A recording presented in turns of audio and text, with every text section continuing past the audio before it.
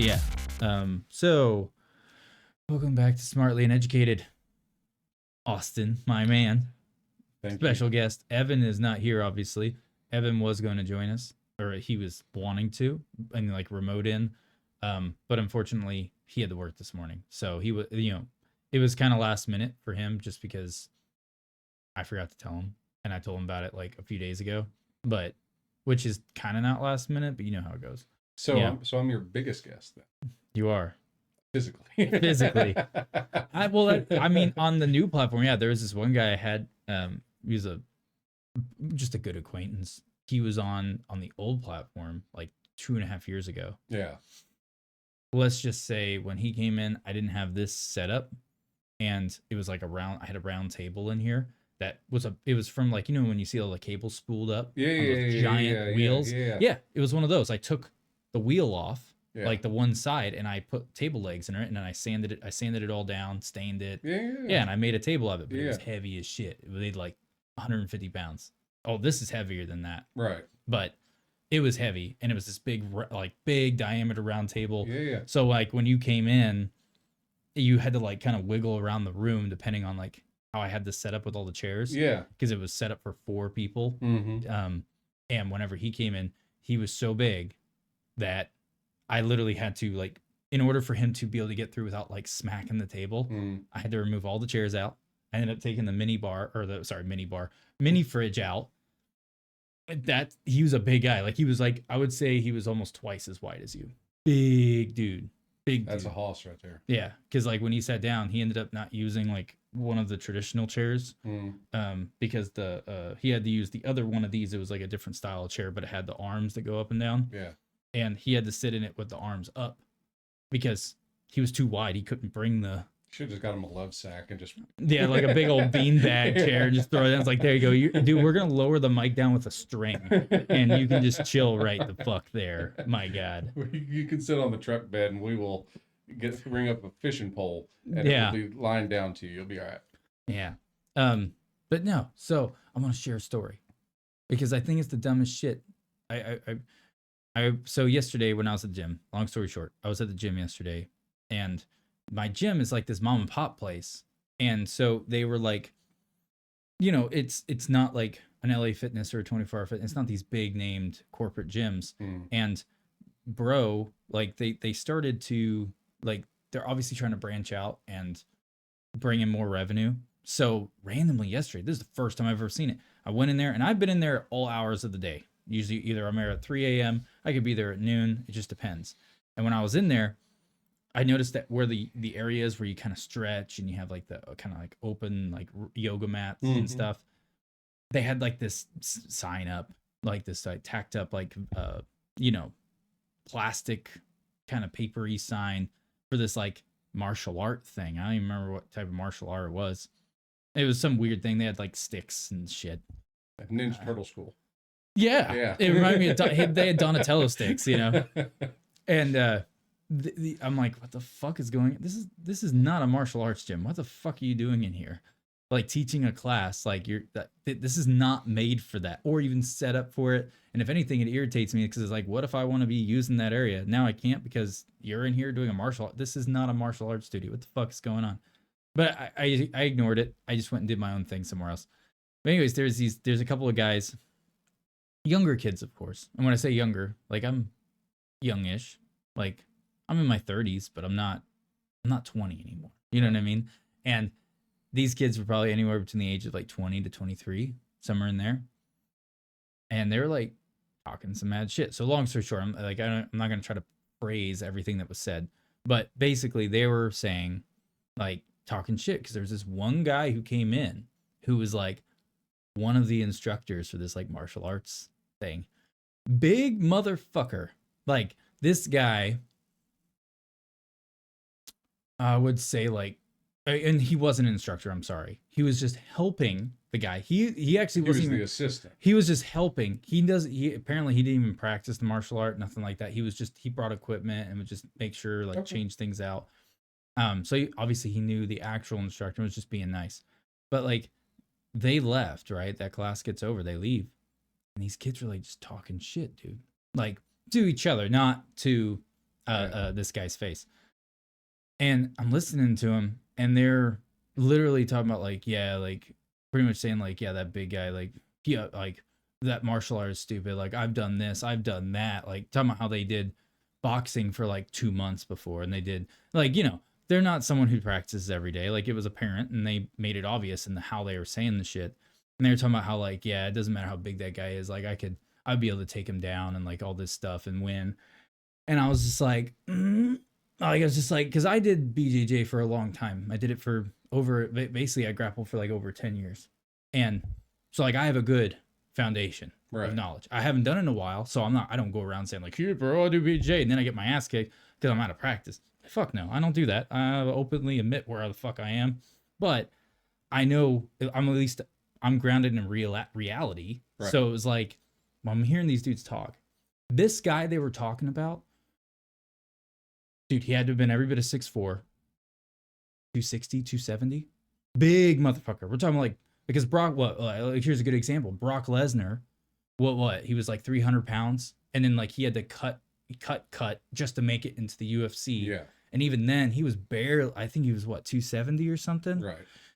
That's a good explanation how like the size structure of this fucking guy. Now he wasn't as like wide as Brock Lesnar. Right. But he was jacked though. Yeah, like he still was a big dude. I would say he was at 10% body fat. Right. I bet you anything if his shirt was off, you could see full washboard. Yeah. Maybe not like cut out bricks, but you would still see the lines and still see a six pack. Right. Dude's fucking huge. He had to have been over 250. I would bet like 260, 270. That's my personal guess because he was big dude. Yeah. I'm listening to these dudes just speak so ignorantly. And all I could think, I was like, you guys are so stupid. Like, because one, at the end of the day, though, like, you're a good example. You're a big guy. Like, in comparison to me and you stand next to it, fuck, dude, you're like 3 of me, you know? So it's like, the way, like, just for listeners and people watching right now, that would be like you, for instance, if I was like, well, I have a background in this, blah, blah, blah. But the thing is, the opponent would be you. And it's not like I'm going against somebody who weighs 100 pounds, 150 pounds, 200 pounds even, because I weigh just under 200 pounds. Yeah. So it's like, it's not like I'm going against someone of my same stature. No, I'd be going against somebody who's, I don't even know how much you weigh, but let's just say for conversation's sake, the equivalence would be like 270, right? It would be like, that's 270 pounds of dead fucking weight. And even if you don't know what you're doing, you're still going against someone who's just the mass in comparison. But then also on top of that, even if you don't train all the time, like not talking about martial arts, just physically in general, right? You naturally, due to your natural body structure, you have a dense muscle structure already just naturally on you. So it's like, not only are you dealing with someone who, one, as a center of mass, is already just naturally heavy. Now you're dealing with someone who also has strength that naturally kind of goes along with it. And I've been in those situations when I was going through my shit that was like, yeah, I preferred to go against bigger guys. Right. But there's a limit. You eventually get past that limit, and there's the category of guys who are just fucking huge. Right.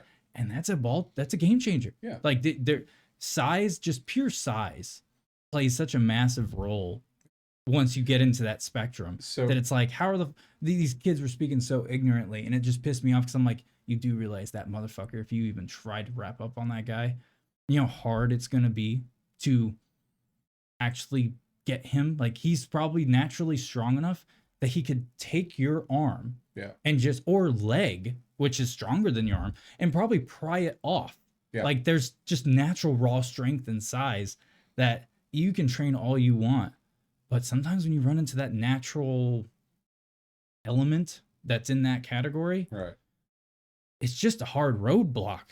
Yeah. Like, you gotta, like, you know what I mean? Like, and that's one thing a lot of people don't understand is that people say, oh, it's not the size of the dog in the fight, it's the size of the fight in the dog. And to some extent, that's true. However, there's a reason there are weight classes in every martial arts on the planet. And it doesn't matter if you're Brock Lesnar, if you get hit, if he tries to go beat up a Volkswagen, guess which one's gonna win? If he steps out on the highway, He can know every form of martial arts on the planet, make Bruce Lee his bitch, and Yeah. a Volkswagen hits him doing 30. It doesn't matter how trained he is. Mm-hmm. That Volkswagen's gonna get totaled. I'm just kidding. It is. It's gonna get destroyed. However, Brock's he's gonna walk gonna away. die. Yeah. No, I get what you're saying. No, facts. And it pissed, dude. It just got under my skin. I actually said something to the kids. I was like, hey, because I've seen them in there several times. In fact, I've helped one of them. Like I've spotted one of them before. Yeah. Because they always ask me because I'm way stronger than these cunts. Right. I may not look like a big guy, but I put out strength of a larger person because of how I train, and also on top of that, just I naturally I have genetics, naturally have athleticism and all this blah blah blah blah. Yeah. But these kids, I finally said something to them, and I was like, you do realize there's a line that you actually get crossed, where it's just raw size and strength that is just such a dominating force, right? Like you have to understand that, because you're gonna end up putting yourself in a situation where it's gonna be really bad for you, because you're gonna fuck with the wrong person just because you think you can take them. Maybe they did something that wronged you, and you have every right, justifiably, you could say, to want to fight that person or have the altercation. I was like, even if you have the right, it's gonna go badly if it's someone like that. And there's a huge probability that you're fucking yourself right now. And I think a lot of that mentality comes from, and one of the best quotes I've ever heard on it was Mike Tyson. Everyone's a badass until they get punched in the face. Yeah. And that's because a lot of people haven't been hit. Mm-hmm. They've never been in a fight in their life. They got the gym muscles for days and swole. Yeah, given you are strong as an ox. Have you ever been hit? Well, no, I never gotten any fights. You're gonna get your ass whipped. Yeah. You know what I hate the most? Sorry, before we move on, obviously stop talking about that. It was just something I wanted to share. But it's just what I really hate the most is that when I've been hit before, because I've been in scraps on and off, years ago and shit. I haven't been in a fight in a long fucking time, because I'm not a fucking stupid idiot anymore who I gotta prove something. Bitch, I got nothing to prove. You fuck with me, I'll just shoot you. Why am I gonna break a sweat? Right. Pew pew. And I'm not like the stormtroopers, dude. I don't miss. Fuck yourself. But no, it's just what was it? Fuck, I just drew a blank. I don't know why I just drew a blank. I have no idea why. All of a sudden, just everything just escaped my brain just now. Talking about fighting. Talking about guys trying to fight outside the weight class and people that are not trained. Oh, that's what it was. Hitting in the face. Yeah. So one of the things about getting hit in the that I hated the most, it wasn't the getting hit in the face part. When it would happen kind of so fast that it was it sucks, but it almost was like you're numb to it because it happened so fast. Right, your brain doesn't have time to process. Register it. Right. Now, granted, obviously there's levels to how hard you're getting hit in the face, right? Obviously, I don't take everything I'm saying for sure. There is other ways there are other levels of how hard you're getting hit in the face and in what way that it's gonna be fuck. Mm-hmm. But when what hits hurt the most to me, that I hate body shots. I hate getting hit in the stomach when I'm not ready for it. If I don't anticipate it and I get hit, and it just sinks right in because your muscles aren't at least somewhat tense to at least stop the blow, and they get you a good hit and it just sinks up into your gut. Dude, you realize that's how Houdini died, right? That's so fucked. That's the worst. They hit him when he wasn't anticipating it, and so he didn't have time to flex it up. Yeah, and someone hit him. That's what killed him. Ruptured him. I don't know what all. It had to have done internal damage. Yeah, but that's what killed him. Dude, body shots are that. That was always my crux. If I got hit in the body, in my core, or even my kidneys, one, it's kind of hard to get ready to get hit in the kidney. You know what I mean? Yeah, there's not a great for that. But I got hit, dude. When I would get hit in the core region and I wasn't ready for it, that was always so much worse to me. Physically, how it felt compared to getting hit in the face. So it was just that's why anytime I have an altercation I ever have after learning from that, right? I always was always ready. I always tried to make sure to be conscious of covering my body. Just because I was I don't want to get hit in the stomach. I don't want to get hit in the stomach. I don't feel like puking today, and I don't feel like sitting here gasping for fucking air while fighting for my life. I would prefer to be able to breathe, you know. But anyways, so that's pretty much that. That's all. Yeah. But you had told me that you had a FBI. You kind of had like a lead in on Yeah, something. I have a friend. Now, if you obviously leave names out, that's fine. Yeah, you I'm not. have I don't to. want to. I don't know what the all the laws for and what the FBI considers, Mhm.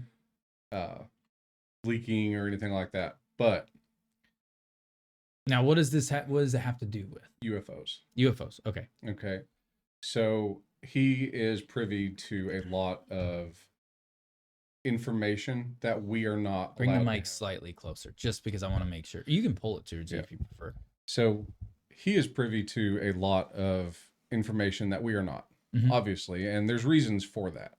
There's reasons that the public doesn't need to know everything Mhm. that about what's going on with different things because most people can't handle that. That's all. You can't handle the truth, and the sad truth is that's real. Mhm. People are flighty and stupid like Men in Black. Yeah. Well, he was privy to some information that some military pilots flying fighter jets. Mhm.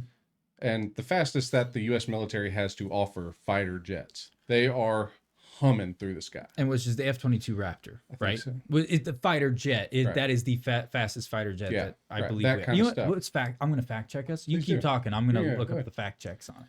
And so the pilots would call in saying, "Hey, I just got passed by something. Something passed by me like I'm standing still," while they're in the air, which is not, from our knowledge and their knowledge, possible. We're not supposed to be getting passed when we are the fastest thing in the sky. Yeah. They were told, ignore what you saw. Yeah.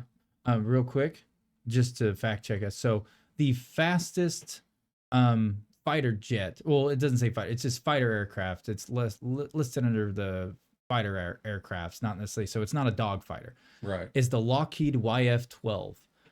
Which, just so you know, actually, I will go ahead and bring that up so y'all can see that, because I want to make sure everyone can see it.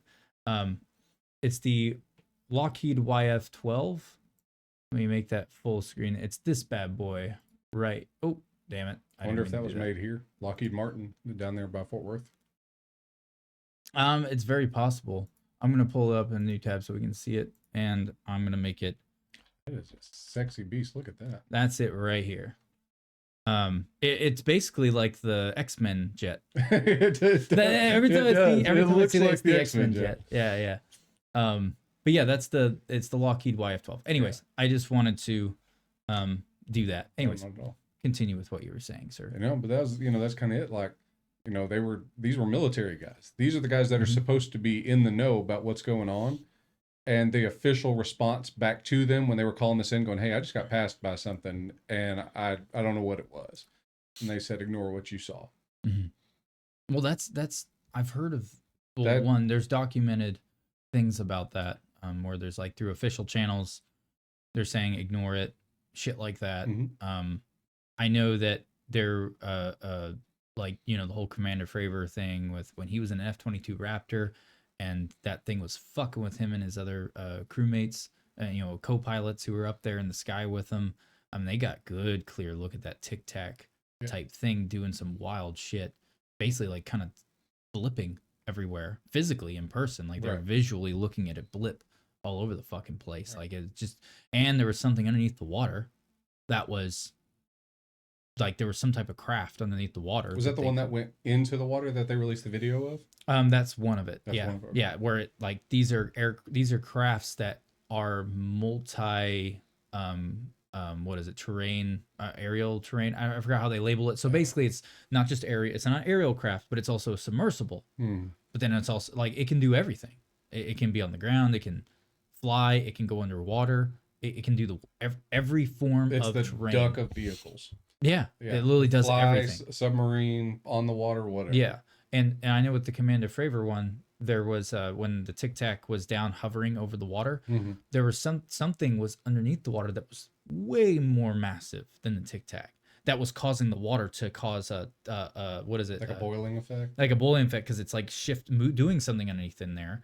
And you can see the water has like white rapids going on underneath the Tic Tac, but it's not coming from the Tic Tac. You can see that there's some type of object that's huge in comparison to the Tic Tac underneath the water. So it's like, and that's not the first one we've heard about with those things, Right. like of cases of there being crafts coming out of the ocean or a water type base, Right. you know, or when I say base, but you know, I'm talking about bases in platform origination, Right. not, you know, it's water based, Right. you know? So my theory, and you know, take it for what it is.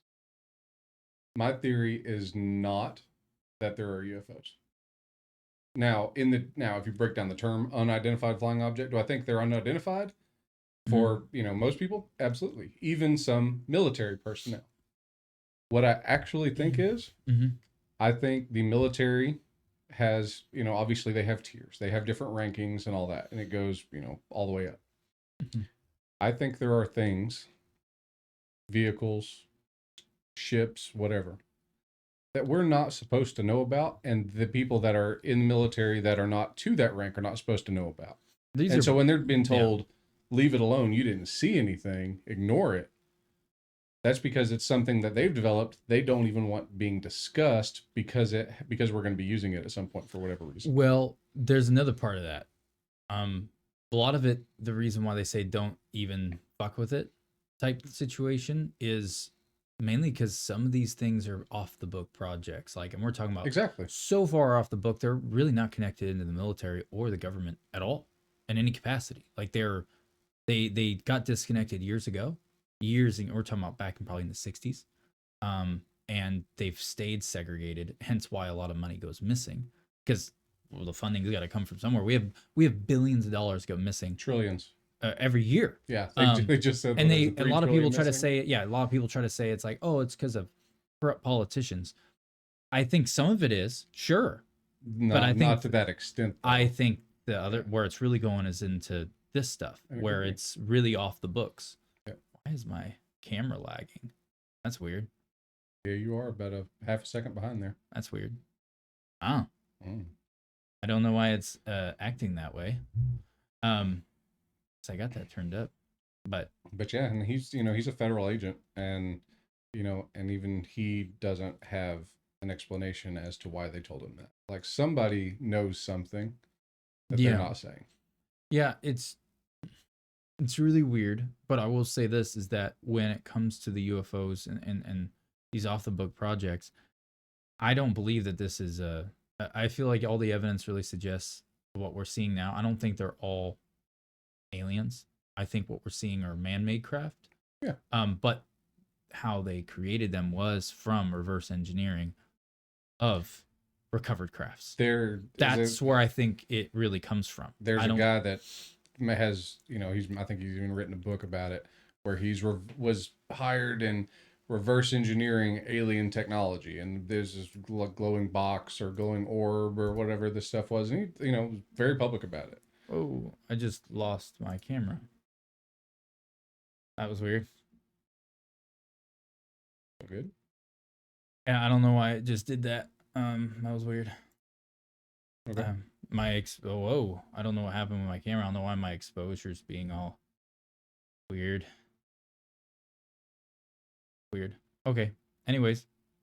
Oh, you're a ray of sunshine today, apparently. Yeah, it just like glitched out. If anything, I'm like looking kind of choppy right now. I don't know what's going on. Oh well, I don't give a fuck. It has something to do with OBS. Yeah. It has nothing to do with the camera. Anyways, continuing.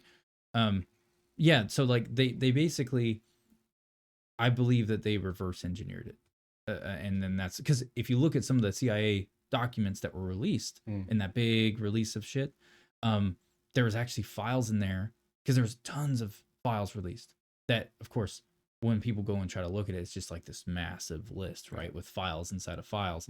So it's like not everyone found it, but in there, me and we did it on an old episode a while back, there was a blueprint for a disc for a UFO shaped craft, circular, and it was showing it from the aerial viewpoint on the blueprint and the side. Yeah. Full on UFO disc. And it was patented by the U.S. military. Now all of it's redacted, right? And it's off of some, like, it had some category thing that's not even listed in any kind of archive, even in top clearance, because there's people who talked about it who are of super high clearance in the military, and they're like, yeah, we don't even know what the fuck that is. Like, I'm personally, and that's I think they're reverse doing engineered. it on purpose. That's reverse engineered. I think that that's what they want people to think. I think it's all a distraction tactic. Mm-hmm. I think because there's so much stuff that they're trying to keep people's eyes away from, that they say, look, aliens. And then they'll, oh, we're going to release these little documents. And they're completely fake. But they'll put them out there for someone to find and go, oh, look, the government's been trying. Because it creates a stir to draw your eyes away from what they're really doing. Yeah. And I think that the government's playing at that for a long time. And so, in fact, historically, we have evidence upon evidence upon evidence of the government doing exactly that, releasing false documents to distract the people. Yeah. I agree. 100%. That's exactly what they do. And when it comes to that whole blueprint thing, it could be something that they're saying, like, they're putting that out there to make it think, kind of give the guys like, hey, this is us. It's more of like a technology grab, because they know other people are, it's common knowledge at this point that Russia and other major powers around the world have recovered crafts as well. And, at some, over time, over the past 80 years, at least. And it's like, why wouldn't they do that? They're trying to monopolize on that technology innovation to where they're the forefront and they're still the power holders of it. Right. And that makes perfect sense. It's just wild, dude. But I think all governments are doing the same thing, because if you go to Mexico, obviously the government's extremely corrupt there. And whether it's more or not than ours would depend on who you ask. Yeah. But it's the same kind of concept that they want diversion tactics too. All of them do. Go back to Nazi Germany. You think they did some stuff to distract the people from what was going on? Everything they did was distract the people from what was going on. Yeah, and speaking of Nazi Germany, because we were going to talk about Operation Highjump, which is pretty commonly known. I know that if anyone who's listening to this, you probably already know of Operation Highjump, because it's pretty common space now in the, I would say, the podcasting and like I didn't know about it before coming world. in, but the other name for it I had heard. Which one? Sorry. Which was the what do you call it? The Operation Hollow Earth. Hollow Earth. I had heard of Hollow yeah. Earth. I had not heard that. Okay, so with Operation Highjump, it was about finding. It was basically like a task force was made where they went down to Antarctica to locate potential Nazi bases and Nazi scientists and other Nazi personnel that were hiding out down there, because supposedly Hitler was creating, because he had been venturing all over the world as places to have military bases for tactical reasons, strategy, to be able to, have places to deploy from and stuff like that. And Antarctica was one of them, because it's actually a really good hub to be doing it from, because it's at the South Pole, and whichever direction you decide to go from the South Pole, it's a way shorter distance to go to get to land. Right. So it's like, I understand the advantageous, strategy position to be doing that. But the thing is that there's actually truth behind it, because there are not true documents from like Nazi personnel, from Hitler and his right and left hand guys like Goebbels and like all those cunts. Basically, they have proof. They have actual dossier. Because Nazi occupied Germany, the Nazi Party was very organized, extremely organized. They had they documented everything. They had checks and balances, like inventories, the works. They had it all documented to a T, and they have actual shipping papers for materials, like building materials going to Antarctica. Like they have, there's tons of documents of that. And then there's even document proof showing it was received at this location and then sent out from there to Antarctica. Like there's full blown 100% evidence. Like you can't refute it, right? And even historians don't refute it at this point, because those are real documents. Like it's all stuff. However, they claim they never found the Nazi base in Antarctica, but the materials were sent there, but yet the materials never found too. Bullshit. I don't buy that. I think that something was built. I think something got started at least. Mm-hmm. Not necessarily that they fully did it, right? They didn't build the whole place. Right. I think what they did is that they started the construction of it, but never got to finish it. And then now when we came down there, we took it over and then just finished building it. And we took over it. And now when you go to the South Pole, you know, a lot of people don't know this, but down at the South Pole, the setup they have for like the scientists, like the modern day different countries, there's shit that goes underneath the ground. Like they have levels that go underneath the ground. Yeah, there's freight containers. You see freight containers that they use for like, you know, different types of shit on the surface. But there's levels. Like you can go like a couple floors below ground. Right. I think it's more than that. Obviously, we don't know everything, right? But I believe that they just took it over and they finished building it. And then what people see now is actually just the finished build off of what they were doing down in Antarctica. That's what I think. Right, modified to current times and for our purposes. And I'm sure that there's probably parts of it that even the general scientists and like EMTs and paramedics who are stationed down there, all the personnel that's down there, I guarantee most of them don't even know of other areas of this complex that they're in that probably go even deeper into the ground that they don't even fucking know about. That's what my personal take, because that makes sense, right? Because what, you got people down there wandering around, you know, because there's tons of videos you can pull up of scientists and people doing like these going and getting like ice samples and shit, and they venture all over Antarctica. Now there are certain areas of Antarctica they're not even allowed to go. Like there's certain dead center spots that literally you cannot go to. They will not let you go. You get armed military going, fuck you, you ain't coming this way. Right. And that's because they got the DOMs down there. I really, you know what the DOMs are? Those like spheres for like, heard of that? Oh, dude. What is a DOM? Okay, let me pull it up so I can give you the exact information. Okay. There it is. So this is what digital optical module. Yeah, so it's a camera? It's a telescope located at the South Pole, and the DOMs are these, you know, spheres basically that are inside the ice, and there's tons of them. They actually create, it's a high powered, like basically light produced, it shoots off, it basically takes energy and focuses it into a beam that you can shoot it. For what purpose? They claim it's for a telescope. They're shooting light for a telescope. No, so it says right here, it detects cosmic neutrinos. It consists of 5,160 digital optic modules, which is DOMs, deployed on strings deep inside the ice, which detect the light produced when a neutrino interacts in ice. Basically, at the end of it, there's a guy who talked about it, or basically they have an energy weapon that can shoot out, right? Which is wild, because there was a lot of conspiracy about that before that started. Like someone whistleblowed it, and then they're like, "Oh yeah, we do have DOMs down there, but they don't do that."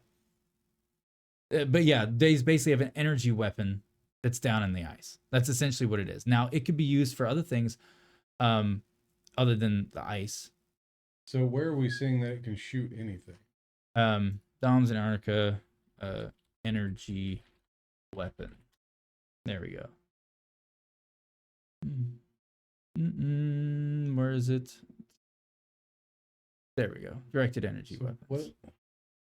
So basically, the DOMs takes that the stuff what it was saying about the neutrinos, yeah. And then it brings it up, and it just puts it into like a telescopic lens that then takes that energy and pinpoints it in direction to allow it to shoot, to travel. So it's like they claim it was for a telescope for getting high crazy, you know, being able to see shit way out there. But that doesn't make any fucking sense. No. The way, especially when the guy, he was on Sean Ryan. Do you know who Sean Ryan is? So I think he was a former Navy SEAL something like that. And he has whistleblowers come on his thing, and they talked about the DOMs. Like, guy was actually stationed there. He was I want to say he was a EMT or a paramedic, and he talked about how he got in trouble because he had wandered into areas where the DOMs were located, and they got, like, he got big of, yeah, they were not happy. So we have an Antarctic Death Star. Yeah, dude, we're basically on the Death Star right now. Now the question is, why would we have energy weapons to shoot out into space, unless you're shooting at a threat? Well, why do we have Space Force? Yeah, there's a I bunch. mean, that's the next step as far as which, It was weird after Trump got briefed on shit. He was like, "Space Force time, motherfucker." It's like, it's because, dude, there's tons of videos like that are authentic of from the ISS where you'll see shit go past in the background, and then people will take it and zoom in because the camera lens they got on that thing is a bad motherfucker. Oh yeah, and you literally see it's a disc flying through the fucking air, like, or through space, like between it and Earth, like down lower, in between the distance of the ISS and the atmosphere. right. And you'll see this, like, literally sometimes 2 or 3 of them at a time traveling together. And it's like, and then they try to say, oh, it's space junk. It's like, really? Space junk looks just like every other fucking UFO? Get the fuck out of here. No, it bullshit. Which I think is really interesting because why isn't SpaceX, like, you get all this stuff randomly coming out, right? Getting leaked. But yet there's nothing being leaked from the cameras from, Elon Musk's SpaceX program, which I think is really weird. Why is there nothing coming from that? Like, if these things are getting caught on camera, how come nothing's getting caught on camera on the SpaceX ones? It makes me wonder, either A, he's not letting that shit get out, I think or B, not he's an allowed alien. to let it be out. Or B, he's an alien himself. He's like, fuck. It's like, they're gonna see my bros. Let's not let them see this guy. No, that makes sense because you in order to do the SpaceX program, he probably has to adhere to a lot of shit with the government and all that stuff and other world powers. Mm-hmm. And they're like, yeah, all your shit, anything gets out, you're fucked. Yeah, it makes sense. Yeah, but they let him shoot a car in space. That was cool. Yeah. I mean, you could have picked a cooler car, but whatever.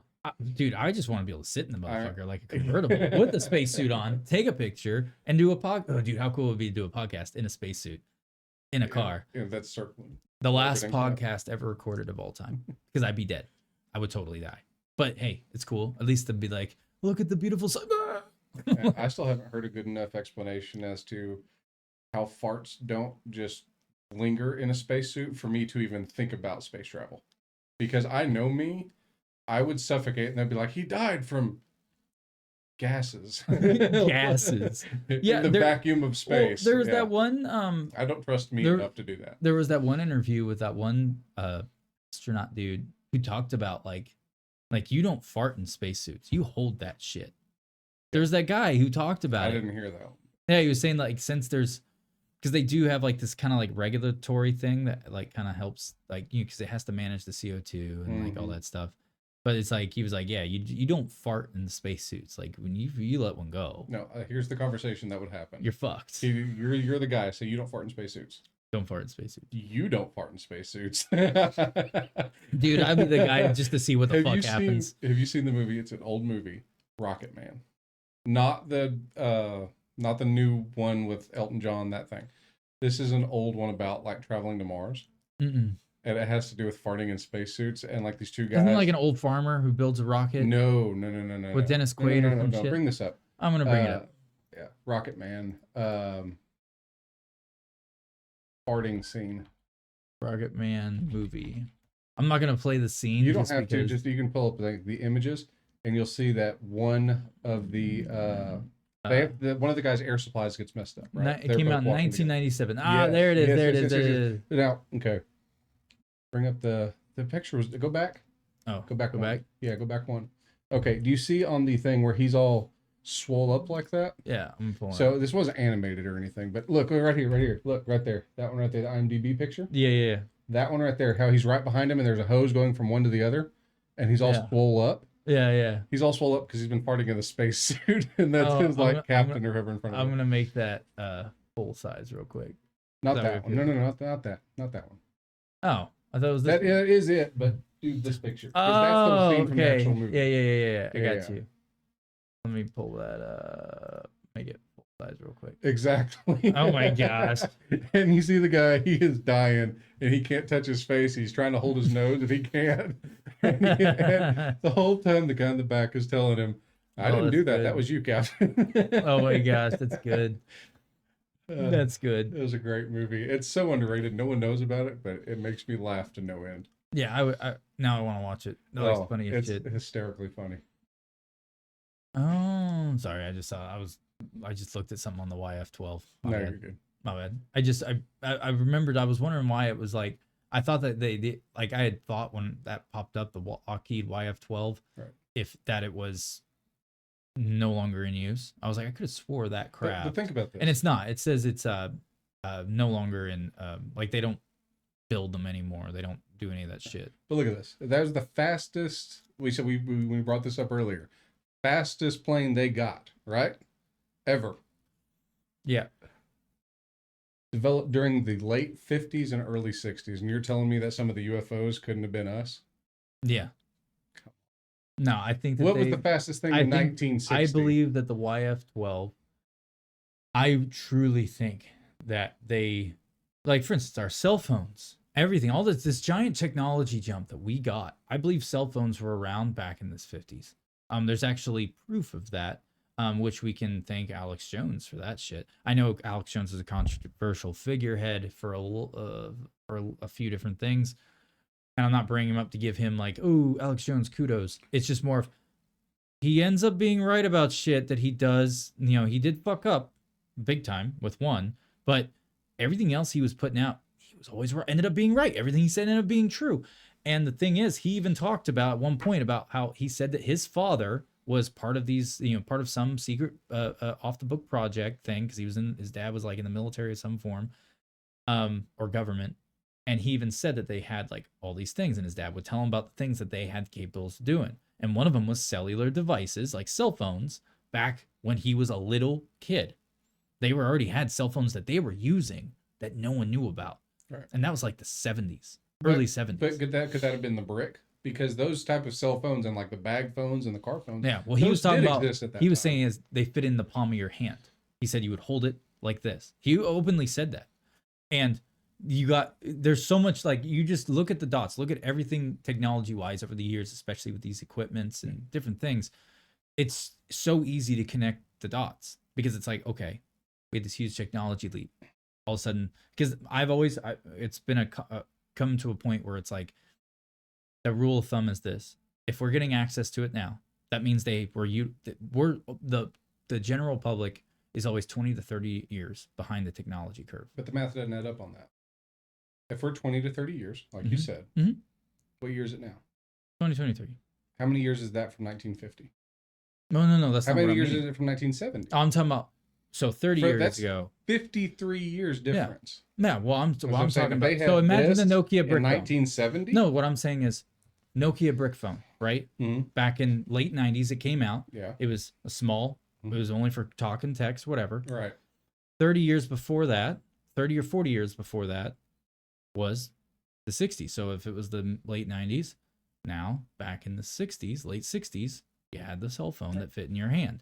That's what I'm saying, like in increments. So it depends on what's out. Okay, 30 years back, they already had this form. So they didn't have this form of phone. They had 30 years from that time. Okay. That's what I mean. Okay. Overall, general rule of thumb. Okay. Now, there are cell phones, like for instance, there is that military guy who's a whistleblower who's on Sean Ryan's podcast, who talked about the UFO that he encountered with another squad, right? And then the people who stopped them were other unknown military.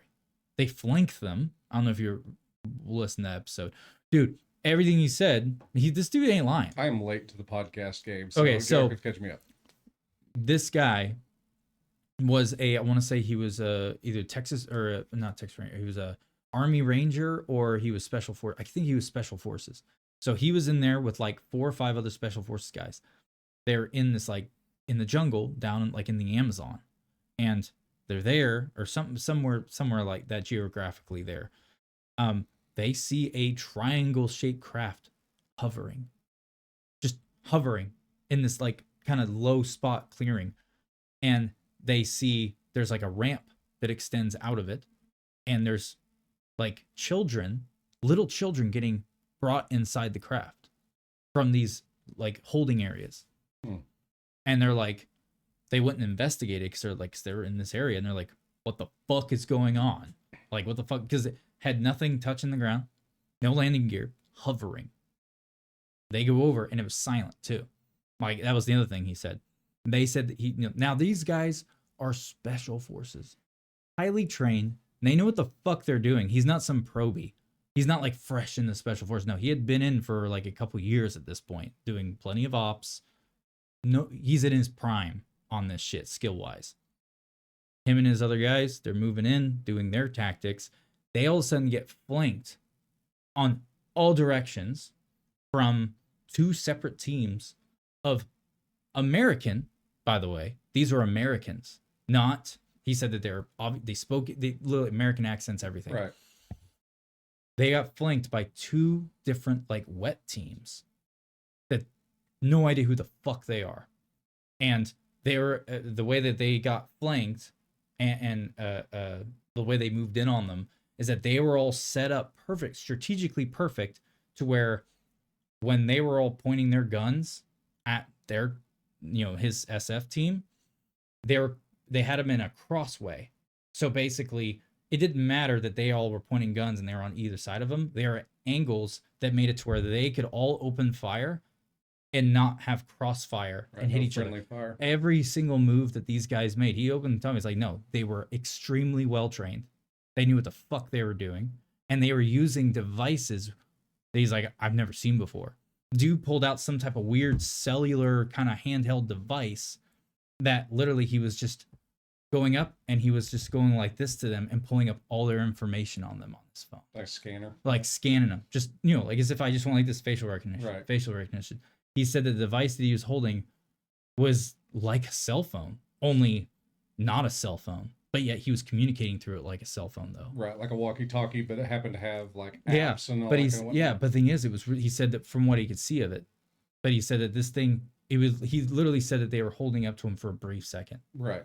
And they were getting every piece of information, and he's supposed to be off the books. Yeah. And they had everything on him. Right. And his entire team. Like everything. And they basically got held there. And then they got released once they finished what they're doing. They didn't kill him. They're like, you didn't see shit. Like pretty much saying like, you're gonna be getting a meeting with someone, and you didn't see shit. Yeah. Basically, what was happening from what he could see, because he finally blew the whistle on it, looked like they were kidnapping children. They were taking children. Yeah. Which goes into the whole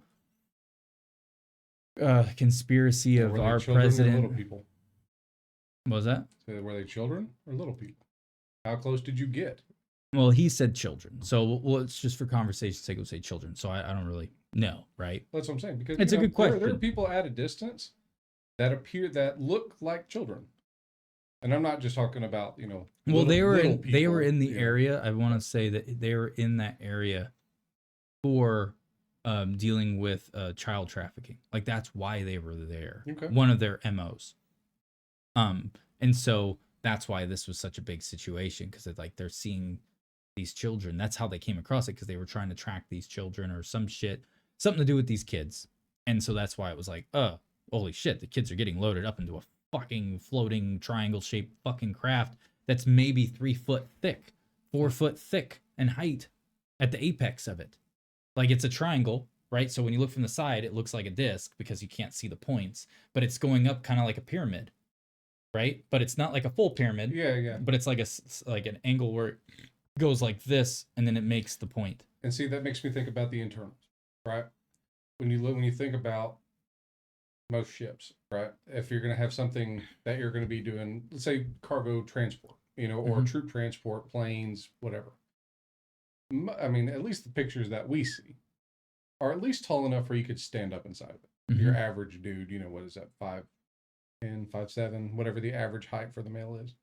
And so, but if it's 4 feet at the middle, yeah, only would that be like, so someone that's good. I mean, unless you're talking about it's remote controlled somehow, yeah, to be transporting children, which seems a little sketch.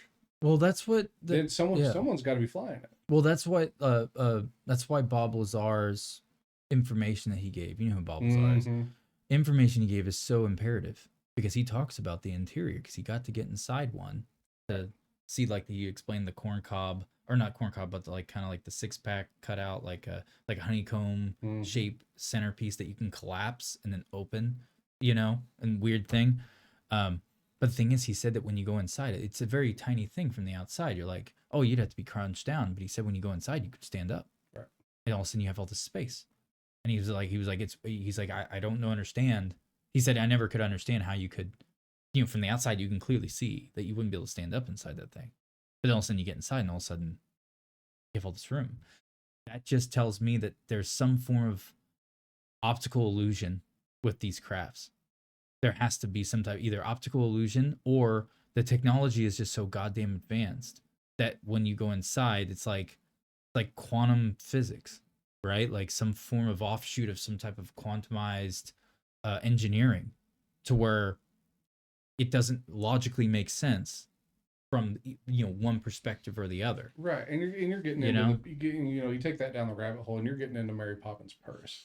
That's like, what it sounds like, dude. And, like, and that's where I can't follow, because it's hard to comprehend. I can be on board with, okay, you just can't stand up in it. You have to sit down, because okay, that's fine. If if it's this insanely fast, spacecraft of whatever, or just plane, whatever you want to call it, UFO of some kind, and someone can get in it. Yeah. Even if they have to crouch down, which how many places have we been in where we have to crouch down because it's just not that big of an opening? That's just by design. That's what she said. About you, maybe. That's what she said about me all the time, dude. We're not here for you. We're here for me, motherfucker. I'm having a great time. But I can get on board. I can get on board with, you have to, it's a small space, confined spaces. Yeah. But oh no, this is the Mary Poppins purse of planes. I don't know. Yeah, it's really weird. Where'd my mouse go? Where is it? Oh, there it is.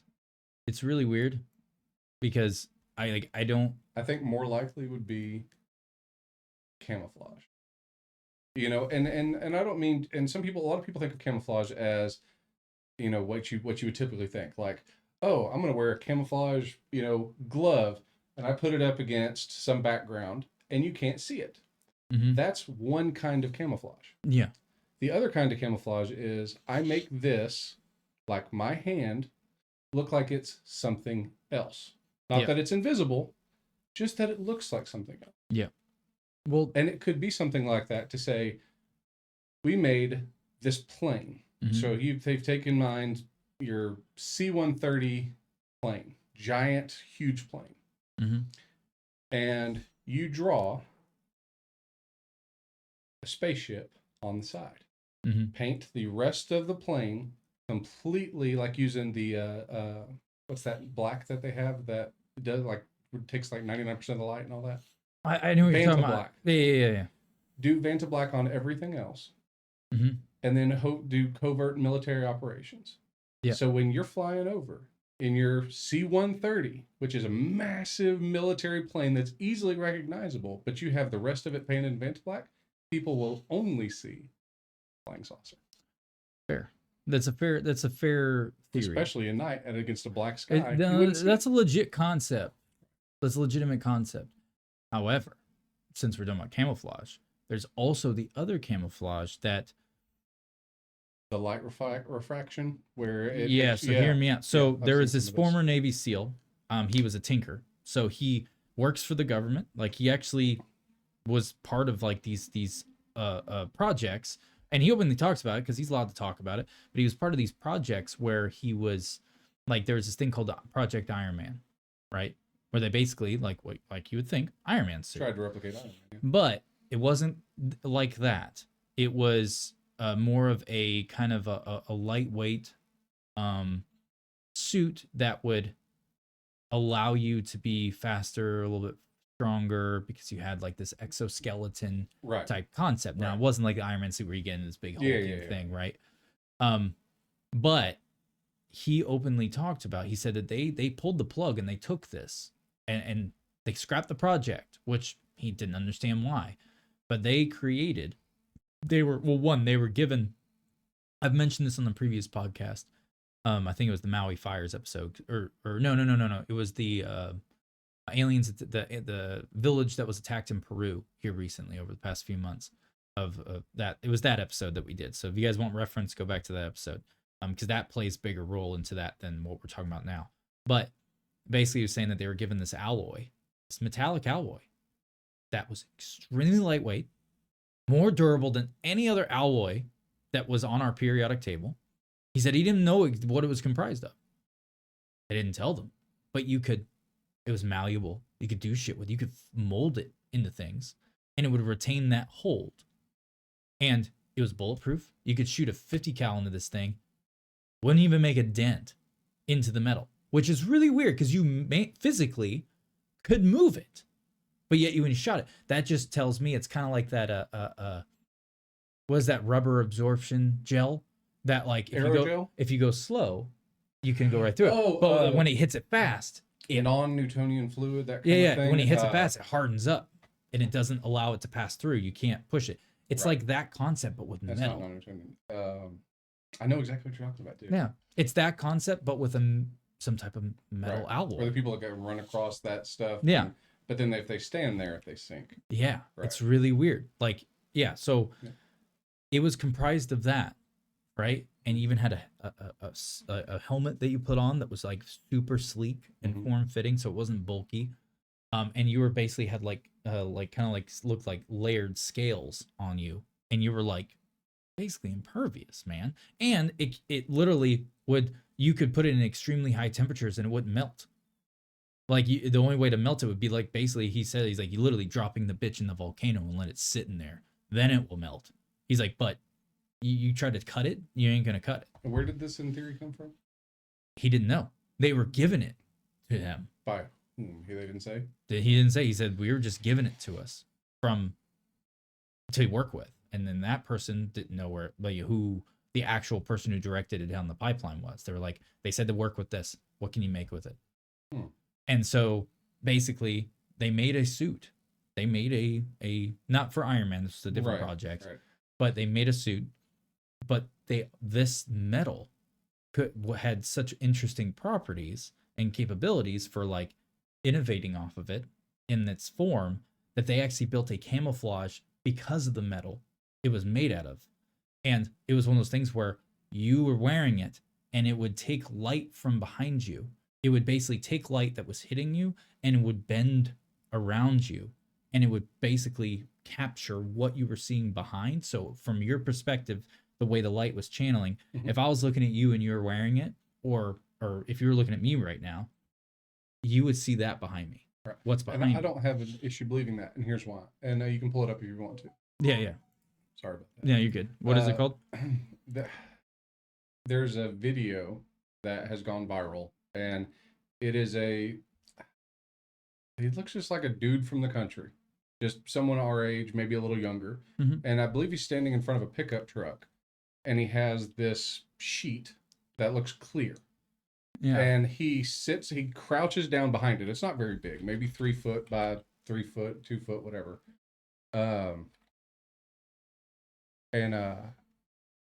It's a little distorted. It kind of looks like you're looking through almost a funhouse mirror type of situation, but not as intense. And I don't know. You see the active camouflage? I would look up. I don't know what to look up on. Yeah, I would look up invisibility sheet or board. Shield. Yeah, and it's it's that guy, the real working invisibility shield. Go to images and see if we can pull this one up, because it's from a video. Yeah, this guy. I've seen it. It looks just like that. And see how it's kind of distorted, but kind of not. Yeah. Right, and I think that kind of works in the same. Okay, let me pull this up so people can see it. Right. I'm gonna open the image in a new tab. I don't want to play no goddamn video. But that's it right there, folks. Yeah. That's it. And there's one where the video of I was talking about, he's just like in front of a truck. But yeah, it's the same thing. It's a little distorted. It's a little hazy, whatever. However, the fact that he's able to, he did this. His body. The fact that he did this with the limited materials he has, the stuff he was talking about, what I was just referring to, is like unknown, and it's this insanely advanced shit. And he was saying that it was so everything he way he described it was that if the person wasn't moving, you would not be able to tell that they were there because it didn't matter what angle you were looking at them. You could be standing like if they were standing against a wall. Apparently, you could stand basically against the wall as well, looking that way, and they're gonna look like you're looking down, like the light's gonna reflect it to where the wall where you would see the wall behind someone's head or through someone's head would still be there, and then you're gonna see what's down the wall, down the ways. And if you look right here, you can still see the lines of what's behind him. Yeah. Where that is. Now, could that be if you cropped this and slid it over to the right? Or, if you cropped this side of it and slid it over, could that be what you're seeing? Could you be seeing what's immediately beside him and that be what's in front of him? Because is it are you actually seeing through, what I mean? Yeah, it's really weird. But the thing is, the way he described this suit was that it had this thing that was bringing the light all the way around the suit. So it was even had like these like we'll call them receptors for conversation's sake because I don't know what they're called, built in all over the back in with this setup. So it was like it's not like it's only grabbing from 2 points and then bending the light around. It's grabbing from almost every single point you can think of. So it made it flawless. The only time you could see it, he described it. He literally said he's like when they would be moving around, it was like watching Predator from the movies. You know what the one that I haven't get to see anybody use it yet or anything like that, and I don't know if it's just in theory or if it's something they're working on. I don't know. But a new form of camouflage, invisibility, if you will, that has to do with cameras. And so the idea is that the back of the board or suit or whatever has a ton of micro cameras, and I mean like small, very small, and then projecting that image, and the whole front of the suit is basically like a TV screen. Right. And so, which is getting more and more plausible. It could be a thing. To the extent that whatever would be immediately behind you is projected in front of you on you. So but that's a one-directional camouflage though at that point. Right. However, but especially if you keep that distance, if you're a quarter of a mile, that's the only, and you need to get to your enemy. If you're here, your enemy's here. Oh yeah, and you have to go to them. You can continually get closer and closer till you get to the point where you're in range for whatever it is you're trying to do. Exactly. And it's completely viable. Now, with that being said, that doesn't even sound crazy. No, it doesn't, because they already. I know that they already got like other shit going on with cameras, like camera play like that, that they've been utilizing. Hence, they have that. What's that plane? I don't remember what the plane's fucking called, but there was that plane that they were testing it on where when you see it fly overhead and you see the bottom, right? Because our perspective is looking up. When you see the bottom, all you see is like when they were testing it, you couldn't see the plane. The only way you were able to see it is if you really zoomed in and you saw where, like, you knew where it was, right? In the testing, like you're part of the test.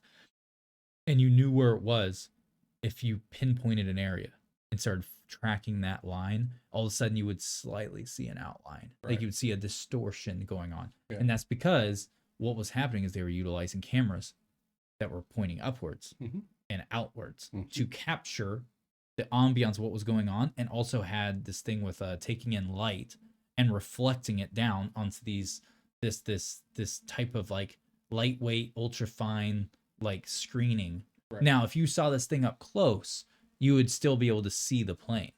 Yeah. It's meant to, or it's kind of like the whole concept where you squint your eyes, right? And you can see like the hidden image of a pixelated right. And like, it's the message. Same thing if you had a television screen, let's say that didn't have a border, which they have now. Yeah. And you put it at a certain distance and project what's behind it. It's going to appear invisible. Yeah, exactly. And the thing about it is, people say, well, why is it coming about now? Well, think about it this way. Think about televisions. In the 1970s, we had televisions, but they were in black and white. Black and white, square, blue sky doesn't add up. But we got into color. Then we got into the eyes for resolution. Then we got into P's, 1080, 720, all this. Now we got to 4K, 8K. Yeah. The more we advance, just bring your mic the worse the better we're going to be. Yeah. And I think invisibility is not only plausible. Yeah. I think it's certifiable. I think it's absolutely. Oh yeah, without a doubt. I think that thing that and it doesn't have to be that hard. The former Navy SEAL guy who's still around, he still talks about it, like, and he still works on projects. It's really weird. He's still part of shit, but like he doesn't refrain from talking about some of this stuff. Like he's just like, oh no, man, I see some really cool shit. Here's some of the cool shit I got to work with. Right. Now he doesn't care about talking about it because it got scrapped. It doesn't exist. But he like kind of gives those undertones of like, yeah, I don't understand why they scrapped it. You know, unless they were taking and utilizing it somewhere else. Right? They don't want people to know that like, oh, we're still fucking with it. Right. You know, it's active. But he was talking about how like these guys in the suits, they could turn around. Like you could be staring at them, like distance you and me. And if I was wearing it, I could turn around and now you're getting my back end, right? You're seeing them from the backside. It'd be the same. No difference. As if I was facing you with that active camouflage running, right. Which is fucking wild. And the whole concept behind the cameras on the, the micro cameras and the, what would be the screen on one side. Mm-hmm. If you go small enough, getting into a 1/16 of an inch, which we can do, we've done it. You can have cameras on the front and back. You can have screens on the front and back and sides. Yeah. So, and you can have it be omnidirectional. Mm-hmm. So whoever's looking at you, they're seeing that. Mm-hmm. It's not. Yeah. I mean, it may be a little bit difficult technology wise, just with, getting the size of the camera and stuff right. And, do some fine tuning, but it's not out of the realm of possibility anymore. Yeah. No, I agree. And we're back. But yeah, no, it's really interesting shit with the whole active camouflage. I know we kind of ventured into like more of like the technology aspect of this stuff, but I mean, that's only because it goes hand in hand in a way, because all this stuff with UFOs and reverse engineering, I really think that the reason why we had this big technology leap is because of technology that we were able to innovate with, pieces of that technology that were from things that were recovered and innovated from. We were like, took these tiny little parts of it. We're like, hey, send it to these people. Be like, small groups. Because Lockheed Martin's a part of it, hands down. I believe that Lockheed Martin's got so in depth and deep with all the off the book projects of just military crafts and equipment in general. Yeah, like, no, I think there's parts of Lockheed that are like, that most of Lockheed employees don't even fucking know about. Well, I'm sure. And it's not that it specifically has to be alien technology. It could be a different country's technology. Yeah. Oh, very. We could be picking apart stuff that to us is perceived as alien because of how foreign it is and strange it is to us. Yeah. That could be Chinese. Yeah. And it's entirely possible that we've been, when we got a piece of equipment that we were sure was alien technology. Yeah. And China's like, we've had that for 150 years. I feel like with China though, with some of the stuff, so like I don't want to get into political aspect, but it kind of it gets brought up regardless because of bringing this up. But in China, they utilize right now, like, people should feel very lucky of the freedom and rights that we do have right now in America, because in China, they have technology to where they utilize facial recognition everywhere. So when you're walking down the street, let's say you jaywalk, right? Let's say the light's broken. The light's broken. For some reason, it's not functioning right. You're trying to cross the street, you've been standing there for 20 minutes, won't fucking go. And you're like, fuck it, I'm going. And you look both ways, make sure you cross the street without getting hit by a fucking car. When you're walking across, even if the camera can't see your face and it's from behind, that's how accurate these cameras are. They can actually capture you from behind and do reconstructive through an interface, right? And it will reconstruct what you look like on the front. Boom. And now you got a ticket coming at you. Now you're getting a ticket applied to your name and your identity number, which is like, their version of their social security number, right? Now you have a ticket applied. Now you have to pay a fine without going to court or anything. There's no proving your innocence, nothing. Boom, you get hit with the fine. And then, your social credit score goes down because they're utilizing a social credit score, which is fucking bullshit. The whole social credit score thing, that is so much. You have no rights. You, just because the class of person you are that they deem you to be, you don't get to have the rights of other people. And they don't have freedom of speech. If you go, and I've actually looked into this a little bit. If you go on social media, pick one, does not matter, and you badmouth someone of importance to China, yep, your score goes down. Yep.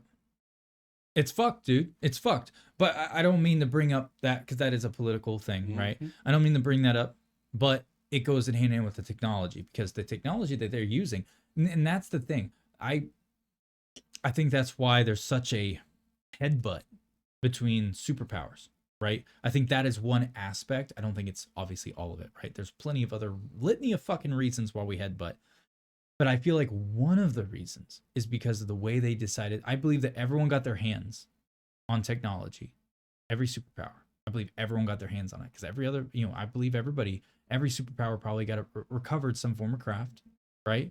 Or they were all innovating together because they were reaching out, because it's all off the book projects, unknown scientists from here, unknown scientists here. And let's all right, no one knows what the fuck we're working with here.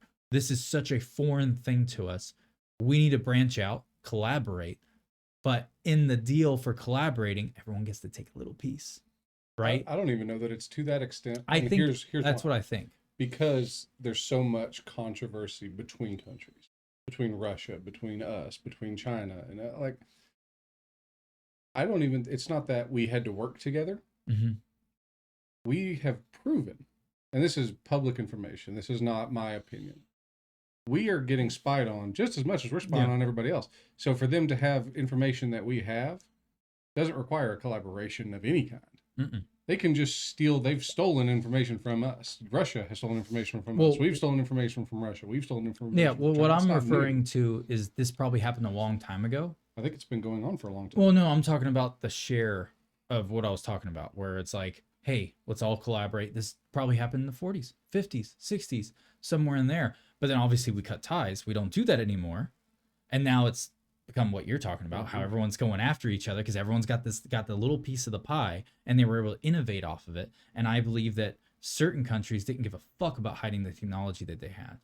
And hence China, right? China's utilizing their AI capabilities and their technology infrastructure that they were able to innovate from it. And they're incorporating it as much as possible for control of their citizens and what they reside over. And I think that America's like, bro, should stop. Don't let people know you know how to do that shit. And then it's like more butts, and then like everyone's going after each other and blah blah blah blah blah. And like going into what you were saying, like everyone's stealing from each other and all that shit. Hell, just on the cybersecurity aspect alone, and I don't mean to bring up cybersecurity because that's for the other platform, but just on that part, I have a wonder. I actually wrote it up the other day. Let me pull it up. I wrote it in my notes because it just popped into my fucking head. So let me read my idea. Okay. So sorry, I'm trying to pull it up. I'm trying to get to my notes. Come on, bitch. Where is it? Scroll. Where is it? So I was thinking of hacking, right? Cybersecurity, cyber attacks are fucking out the asshole now. Right. They happen all the time. The moment you pinpoint let's say a particular cybersecurity threat, right? And you finally create a remedy for it and know how to stop it and prevent it.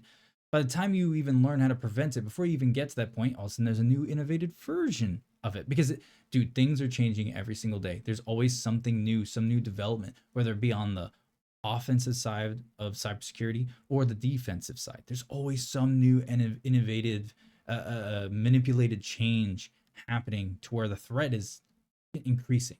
And, don't know, our defenses increase too, but it's that whole yin yang thing, right? It's not ever making a balance. It's just constantly like oil and water. It's just someone slushing it around, and it's like it never can actually fully mix, so it keeps separating. So that's what I'm trying to get at. But I had this, so I wrote it down. I randomly just thought of the idea of taking quantum mechanics with hacking. So quantum hacking. So thought like would the future of cybersecurity be quantum hacking? Because like it's, don't get me wrong, it's all theoretical, but it's like quantum, like taking quantum computing and all of its like implications, and then and put it on cybersecurity, and kind of like what is the possibility of quantum hacking and encryption? Like what is that? What would that lead to? How would you ever fight against that when you're taking it from one realm of existence and then breaking the lid off of it? Now you're no longer on, let's say like where we are right now is one plane, one line. Now we're inside of a box with grid vectors of, that's what I'm meaning by like quantum hacking. So it's like, how would you even fathom a way to stop something that's capable of something like that? I don't think. You know what I mean? I do, and my take on it is, with the advancement of technology as fast as it's going now, we are on the precipice, and I mean the millimeter of the event horizon, to the point that it won't be us doing any of it. Yeah. It will be AI doing all of it. Yeah. And so it's not, oh, can Jim come up with a way to resolve this? Yeah. And who reaches the event horizon first? Why will we even go to Jim? Exactly. You know? Jim's just sitting on his couch. He's not doing anything. This is where Evan disagreed with me. What you're talking about. Evan disagreed with me because I brought up the whole concept with AI and like how ChatGPT and where it is now, and like all these different AI interfaces that are now going public like crazy, which tells you one thing, means they had this shit 30 years ago, 30 years ago in this pristine condition. Makes you wonder what the fuck they got now that you don't know about. I think we're at event horizon, even in the non-public sector. And the only reason I have for thinking that is we're not living in a utopian anything in any way. Yeah. In no country is. Not one country has anything. I don't care if it's education or homelessness or nothing has been solved in any spot. Yeah. And when you get into that, AI, as fast as it evolves, especially once we get past the event horizon, how fast it's going to evolve, we would have solved something somewhere at some point, and we have solved nothing. Not a thing. Yeah, it's weird, but where me and Evan disagreed was, my thing is that if everyone has access to a form of AI that will give them the information without actually having to go through the trials and tribulations of learning it, because there's more than just the trial. Like when I say trials and tribulations, so like let's say like the whole Neuralink thing with the chip in the brain, all that stuff, and you have this instant access to all information of the public internet, right? I feel like we are going to sludge ourselves, because it's like, yeah, we have all this information. It's like, yeah, we could probably do some wild shit now that everyone knows this stuff. But what separates us from AI and what makes AI useful would be the fact that, hey, we learned how to do these things better. Now let's incorporate it into this. But if everyone's going off the same learning platform, right, you're taking away the trials and hardships and tribulations that you have to go through, that, not just on an emotional and mental and personal level, but on a moral level as well. So it's like, you're not getting the lessons learned. Like in history, there's a reason why we've become the society we are now, compared to what fucking murdering everybody just because of some dogmatic belief, which that still goes on in the Middle East, which there's a whole bunch of bullshit with that going on. Lots of places. That's been going on for thousands of fucking years. I don't give a fuck about Israel or Palestine. Fuck them all. We shouldn't even be involved, because that's a revolving fucking door over there. I don't give two shits. Now, don't get me wrong, I feel bad for the innocent people who are in the crossfire. I do. It's horrible. But I'm saying that conflict in general, I don't give a fuck about it for that reason, because it's a revolving fucking door. But my point that I'm trying to make is that whenever you have to go through these things like trial and error, actually learn, and that's how you become wiser and more capable. if you are just plugged into a system where you don't have to go through these things and have discipline, you're getting rid of discipline out of the equation too, because in order to accomplish these things and learn these things, you have to be a disciplined individual. You have to build that discipline. You have to build the fortitude, like all these things. That's getting erased. It would be erased from the equation because now you don't have to do it. Now you can just go, ChatGPT, how do I do this? You know what I mean? Mm-hmm. And in fact, in this situation, we wouldn't even be typing it, because if you have the Neuralink, it's just instant access, right? You're not typing shit. And Neuralink isn't just, and that's one thing that Elon was talking about. It's not just, oh, I have the internet in my head and can access whatever point I want at whatever time. Mm-hmm. It's actually advancing the brain's capabilities to not only to actually make us smarter. Not just because we have more access. We have access to a lot of stuff right now, but that doesn't inherently make you smarter. Exactly. It doesn't change your brain. It changes just what we have access to. Mm-hmm. That's not the end of Neuralink. Neuralink is actually talking about increasing the brain's capabilities. Well, at the same, that can be awesome. That's not including the DARPA, the Brain Initiative programs that they have doing. And that's public information. You can look it up. There's a lot of different brain initiative. There's a lot of different projects underneath that. One of them is a microchip, right? Type interface into your noggin. That's not the Neuralink. It's through DARPA. I don't trust any of that shit at all. But I will say this though, is that when it's the same thing I say to everyone else, with like how you're saying, like, yeah, we have access to this. It's not like people still have a hard time with it. The stuff with DARPA though is like not that. Stuff with DARPA is like, you're trying to, let's say you want to learn how to program in, say, C++, whatever programming language. All of a sudden, you're going to see that code. Like, that's the whole concept. You're going to see it in your vision of what you're trying to do. Then you're not even learning it. It's just copy and paste. It's like Cliff Notes for a book. Right? Only it's not Cliff Notes. It's actually very detailed. Right? But my thing is with the stuff we're at right now, how you're saying like, oh, well, we have these phones. It's the same concept that I've said several times to a few different people, because I know a couple of people that use ChatGPT to write them scripts and like do all these things. Right. And I always tell them, like, dude, stop depending on ChatGPT. And they're just like, well, it helps me with this. I'm like, dude, I get it helping you. I'm not against ChatGPT. I think ChatGPT is a lot of fun. I play with it myself.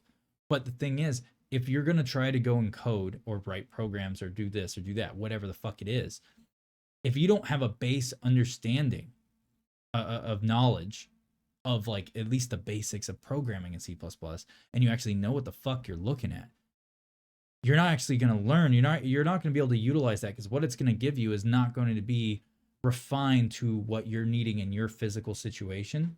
It's going to give you something generically, and then it's going to be it will be compatible but incompatible at the same time, because then you're just fucking yourself. You need to at least teach yourself a little bit, right? And then also utilize it. And so I always tell people, like, if you're going to use ChatGPT for like anything of that nature, I always say, like, use it as a tutor. Literally talk to it like a tutor. Say, hey, I need to write in C++ to make this, but I don't know how to program. Can you teach me how to make this while also providing me, break it down so I understand why I'm writing it the way I'm writing it? That's why I always tell them to do. I'm like, if you're going to still use it, at least try to use it as like a tutor in the same process. Right. So instead of it just spitting out a script that it doesn't give you any other context about, at least this way, it's going to explain it to you. And then you're going to be like, oh, that makes sense. And then teach yourself along the way. And in the same way, like if you go back to which everyone's favorite love child, Keanu Reeves in The Matrix. Love Keanu, dude. You know, they plug him in and he says, I know Kung Fu. Mm-hmm. Which in theory, is great, knowing how to do all the things of Kung Fu. But if you take a guy that's 380 pounds, 5'4", and, gets out of breath walking from here to the fridge, and someone attacks him, it doesn't do him any good to know Kung Fu. He's still going to get the crap beat out of him because he's never practiced anything. Yeah, and he's also not actually in the Matrix. It's not like he's in a digital world. He's in the real world. Right. Oh, yeah, 100%. Oh, that'd be hilarious. Like, no Kung yeah. Fu. Like, yeah, exactly. Heart attack. Yeah, okay, oh, Kung Fu Panda, settle down over there. Yeah. Oh, man. I love Kung Fu Panda. Everyone loves I love Kung Fu. I love all the Kung Fu Panda movies. I They do make my too. heart happy. Oh yeah. Don't get me wrong. The first one's the best one. Oh, the first one's the best one, but the second one's a very close runner-up. I love the second one. I've never even the little The smaller short, little yeah, the show. shorts. Yeah, yeah, Jack Black. I'm sorry. Jack Black is the Yeah. seventh wonder of the world. Dude, I love Jack He Black. is so versatile, from Tenacious D to Kung Fu Panda to, I mean, He's done chick flick. He's done serious roles. Yeah. I don't know if you ever seen the fucking Jackal with Bruce Willis back in the 90s. I think I've seen that. He was in that. He had kind of like a smaller role, but he was still a good, decent role in the movie. And I'll tell you, and I know this is going to tell a lot about me, but the movie Shallow Hal. Yeah. I get that it's corny. I get that it's cheesy. I get the concept. However, I still love it. It's great. Dude, it's a great movie. It's a great fucking movie. It's funny. Well, it really touches on some shit, with like the way people perceive stuff. And that's one thing about, a lot of disabled people. People are like, oh, they're disabled because they're blind or whatever. Yeah. Well, can be a disability to some extent, and I get that. I'm not stupid at that to think that, oh, if they can't see a door and they walk face first into it, then they're fine. No, there's obviously something wrong there. I get that. However, it's an ability in that I'm sitting here talking to you. I can see you. Mm-hmm. But if I'm blind, I don't know that I'm sitting there talking across to someone of Asian origin, African origin, whatever. And so you only see, to a blind person, they only see what they hear. They only see who the person is, not what they look like. Yeah. And that is an ability in and of itself. Yeah. Being able to shut off, and, when to some extent, some people can do that, some people cannot. Yeah. But not being able to see the differences between two people visually, that's almost a superpower. Yeah. It's I agree with you on that. I do. 100% actually. Yeah, that's facts, dude. That's hard logic. Little knowledge nuggets, dude. Like fucking dropping fucking atom bombs over here, my guy. Speaking of which, we should probably at least cover the gist of Operation Highjump before I forget, because we did bring it up, like we were going to talk about it, but then we didn't. Let's do. So, like we said earlier, so Operation Highjump was basically a program which was also called the task force. The task force called 68. It was basically to establish an Antarctic research base called Little America, and the operation was organized by Admiral Richard E. Byrd, who is also the one that, while you brought up Hollow Earth, he made claims that when he was flying his plane, because he was also a pilot, now he was revered. Like, he had a very good reputation for being an honest, loyal person.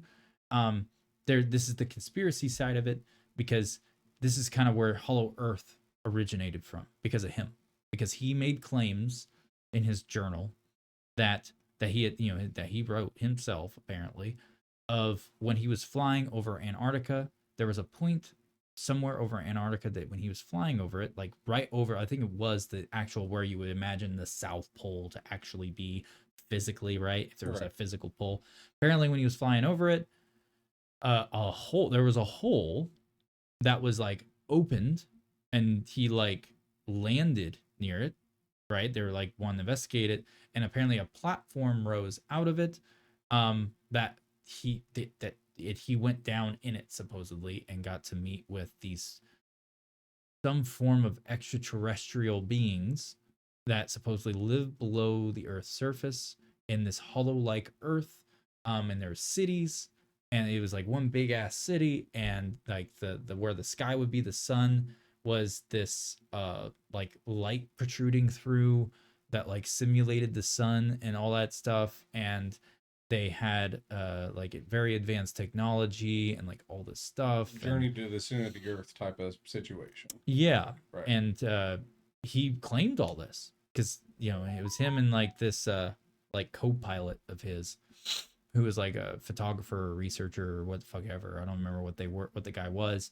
But basically, that's what he claimed, that they talked with him because he flew over and all this stuff and went in there, and they basically were like saying like, you guys are fucking up the planet. Because this is after we did the nuclear bombs. Mm-hmm. And he was like, it was like a big warning of like, what the fuck is wrong with you guys? Like, you're fucking things up. That was the claim. He was also murdered. So they found him dead. They claimed that it was a suicide, but it's kind of hard to have a suicide when there's the room, because they locked him up, tried to call him insane, because like these claims were coming out.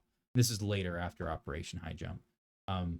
Supposedly he was locked up, and the room he was in had bars on the window that were built like bolted in. The bars that you could not fit through, they were like this far apart, supposedly, like they're only a couple inches apart. They found him hanging outside of his window.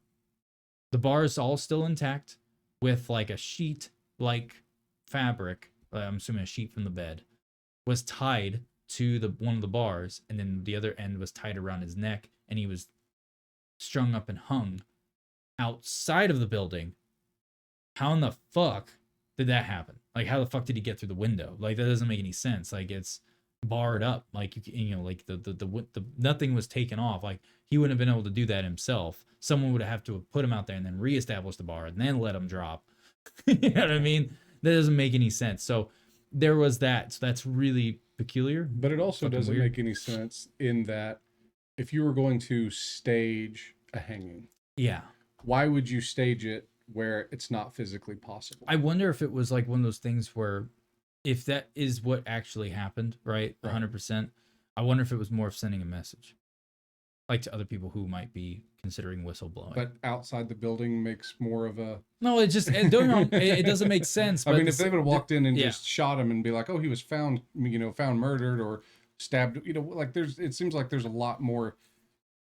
I don't know. Easy ways to do that than going, oh, we're going to take him outside the building and then we're going to hang, like, you know what I mean? It's really weird. I have issues with that whole thing. Right. Now, it could be something where the information that was given is not accurate. Right. And it wasn't, he was hanging outside, he was hanging inside the building. Right. Like, maybe because, like maybe the window was a little bit higher up, so there was the distance enough for him to hang from it without his feet touching the ground. Right.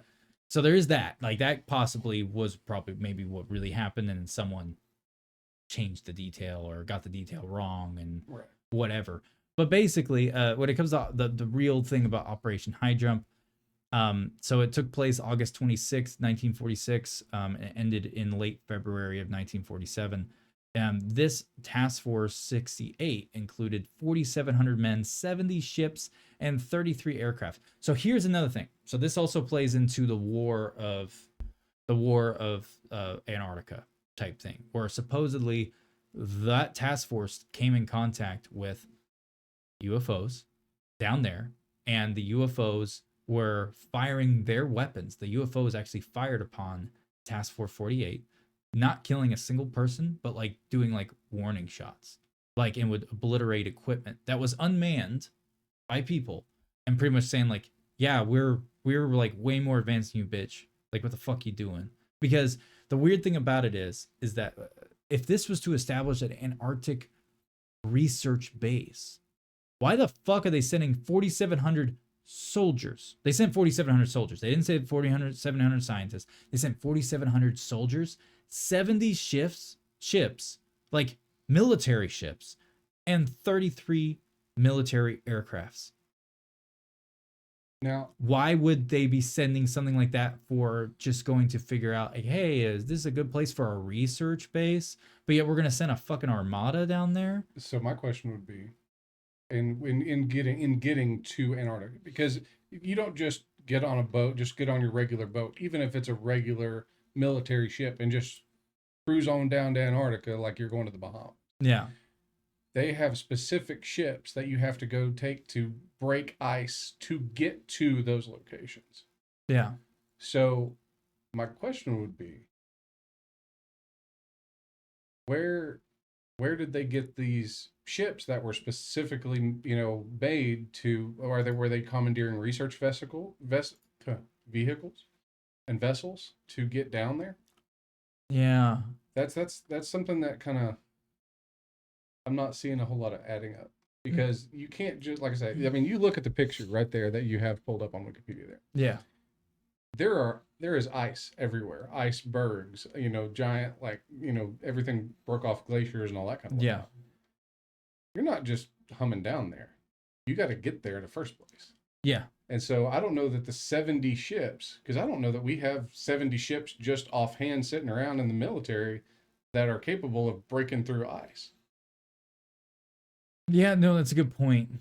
And on top of that, like, just the whole entire narrative.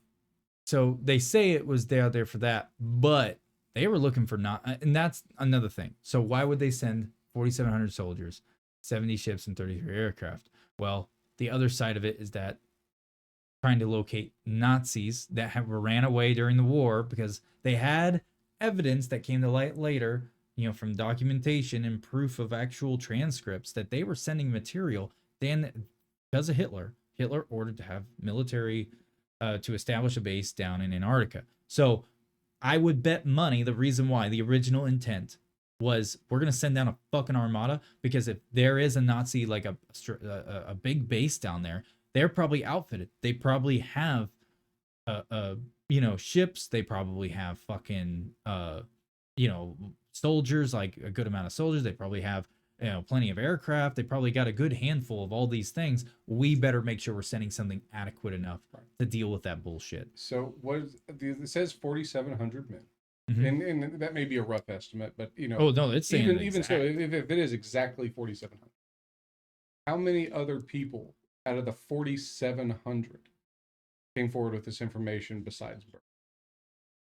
Now, Byrd was the only one who made claims of the Hollow Earth thing. He's the only one out of 4,700 because he was the only which one, is a small town. Well, he was the only one who flew over the South Pole. So he was in a plane by himself. Him with another person sitting in the rear seat. Okay, so where was everybody else when all this was Well, the thing is, that's the weird thing about the guy who apparently flew with him. Mm-hmm. You can't find him. Apparently, like, when you find the name, mm-hmm. it reports that he's dead. That's it.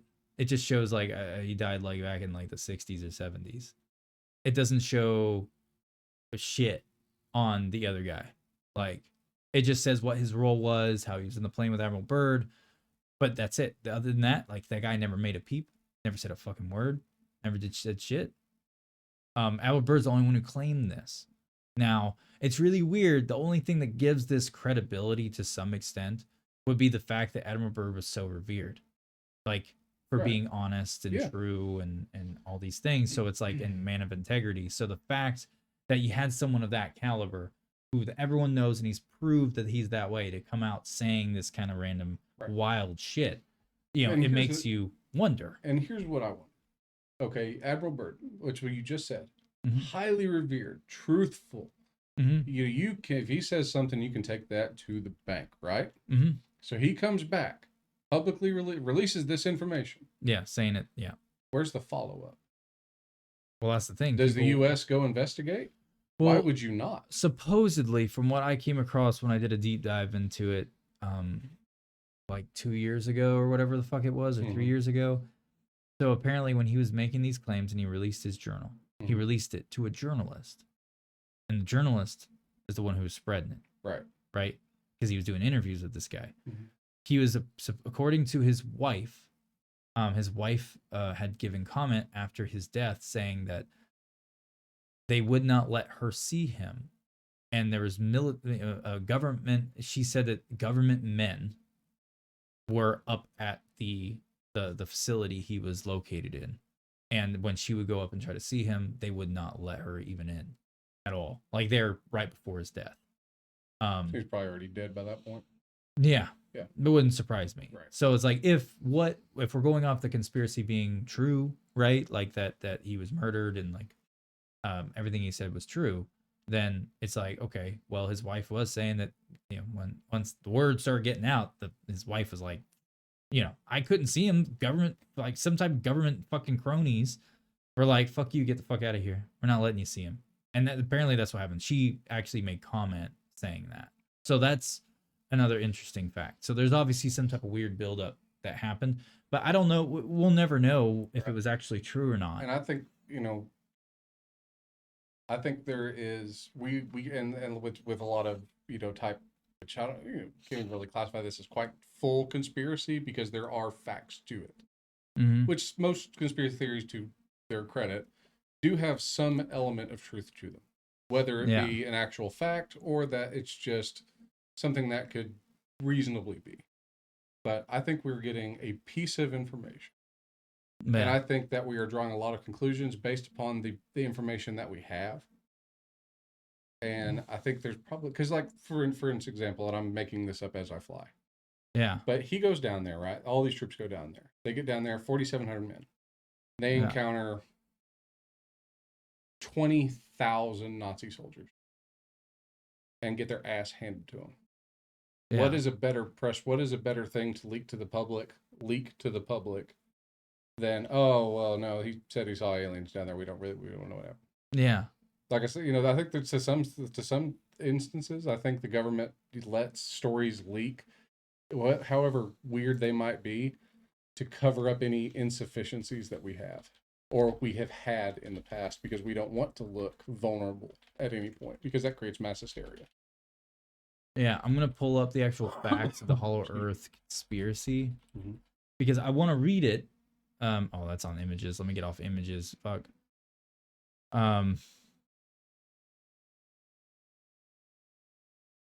Let's see here. Whoa, what the fuck is all this nonsense? That's not what I'm looking for. Oops. Lock.gov. I'm trying to... I want to say... No, that's not it. Damn it. Oh, there it is. The Strange Hollow Earth case of Admiral Richard Byrd. Yeah. So get this. Yeah, this. So here's another fun fact about Admiral Byrd. He's a Medal of Honor recipient too. Like, that's another thing about him. I forgot about that.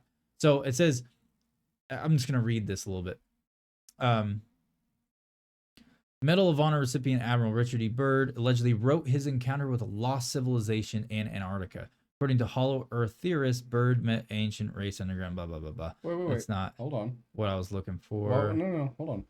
That says ancient race. Yeah. That doesn't say alien. Yeah, so they were humanoid in appearance. They were very humanoid-like, but according to what I came across before, there was differences in the way we looked. So different accounts say different things. Yeah, slightly different. Right. And it's all because it's like hearsay, because the journals that were released. Ancient technology, if it was ancient race or alien technology that we harnessed, it can't be both. Well, he claims it was an ancient race. I remember coming across that. The reason why he says, I know he says it in his other stuff, that it was an ancient race, because that's what they told him. They said, we've been here since forever. Like, this is our planet too type thing. Like, so we're an ancient race that is hunkered away. Now, to us, they would be looked at as extraterrestrials in a way, like aliens of some form, because they don't quite look like us, and they supposedly, they did not originate on this planet. That's the takeaway. So he thinks they're an ancient race from somewhere else, but they've been here, humanoid in look, but not human. Potentially our creators, you could say, manipulating things. Okay. I'm not saying that he never said anything about creating us. Just so you know, I'm saying like maybe they did. Maybe they were fucking with stuff. I ain't no goddamn monkey. I fuck like an ape though. I get all primitive and shit. So according to Byrd's diary, the government ordered Byrd to remain silent for what he witnessed during his Arctic assignment.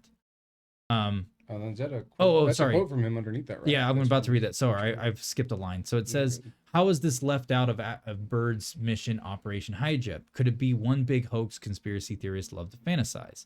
But according to what I just said, Byrd's diary, the government ordered Byrd to remain silent for what he witnessed during his Arctic assignment.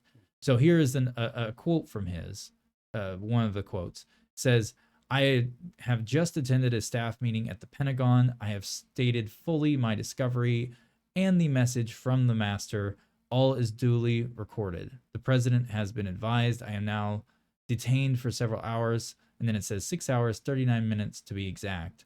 I am interviewed intently by top security forces and a medical team. It was an ordeal, with exclamation marks. I am placed under strict control via the national security provisions of the United States of America. I am ordered to remain silent, and this is in all caps, but I am ordered to remain silent in regard to all that I have learned on the behalf of humanity. Incredible. I am reminded that I am a military man and I must obey orders. And then it says, after many polar accomplishments, Byrd organized Operation Highjump. Oh, wow. So this is all stuff that took place before Operation Highjump. And then Byrd organized Operation Highjump after these things, like that quote and everything. The objective was to construct an American training and research facility in the South Pole, supposedly. Oh, is that all it's gonna give me? Oh, a bunch of assholes. But that was one excerpt from it. Oh. There's just a lot of conflicting. Yeah, there's a lot of weird shit information as far as like what they were there for, what they saw when they were there, who was there. Like it's hard to get behind it. Yeah, it's hard to get behind it. It really is, because but the only thing about it that really stands certain things out is because you can actually find, from the journalist guy who talked with Admiral Byrd's wife, you can actually find that. You have to dig a little bit, but eventually you come across it, and it's actually from the guy. You can actually fact check it and see that this conversation took place. Right. Now it's not to think that did the conversation take place. Yeah. The controversy doesn't come from did he go rotate because we have a little bit that way. Because we have that. Yeah. Did he go? Yes. Did he see something when he was there? Yes. Was it ice? Was it a hole? Was it aliens that inhabited a inner Earth? Yeah. The controversy comes from, is he full of shit? Yeah. It's believe this guy? You never know. I mean, what if he was going through some type of like because he was getting older? What if he was having some some issues mentally, and his imagination was getting the better of him? I'll tell you this. And I know we're not getting off into this one right now, but ghost sighting. And I'll tie it in, I promise. Yeah. If people that have gone and researched ghost sightings in haunted, in almost every case where there's been a lot of, because one dude can say anything. Yeah. And this doesn't matter. True doesn't make it even. But people that have claimed to see it, seen things, whatever. Almost every one of them that they've gone to check, when they test the air quality, they're scared. Yeah. And in the major ones, yeah. Almost all of them. Yeah, there's always some type of weird I've come across that. Yeah. And that's interesting. And they think that it could be affecting the brain. Now, who's to say that down in Antarctica, in that area, because we don't know very much about it, because for a long time we couldn't do anything there, period, because of the temperature. And the terrain and getting there, everything. It's a giant obstacle to get there. We've gotten a lot better over time. But who's to say that when he was down there, he was, there wasn't stuff coming through the ice that had been sitting dormant and getting holes, and as the Earth heats up or whatever, that could be making him hallucinate harder than any acid trip you ever been on in your life. Yeah, no shit.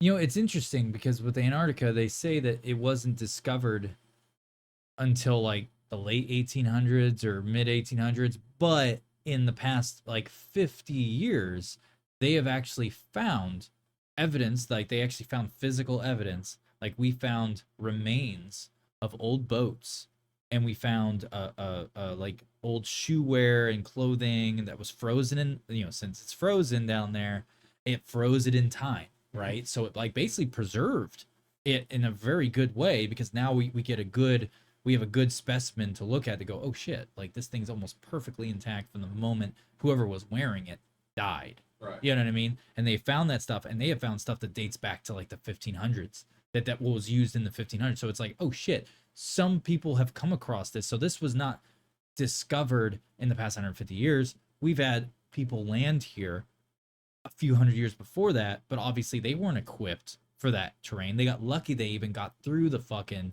all the icebergs and sheets of ice that would destroy these piece of shit boats that they were in. They got lucky and made it there. And then they died on it because they're like, fuck, like we're not prepared for this. And think about this. When I've dug into a lot of survival type people and situations, gear, have your pick. Think about this logically. Trying to get to Antarctica, and let's say it's, you have small wooden boats, right? Even some large wooden boats, Vikings have pretty larger boats. And yeah, there's ice, right? And you're gonna have to navigate around it, but you're paddling. Even if you hit ice, it's like going.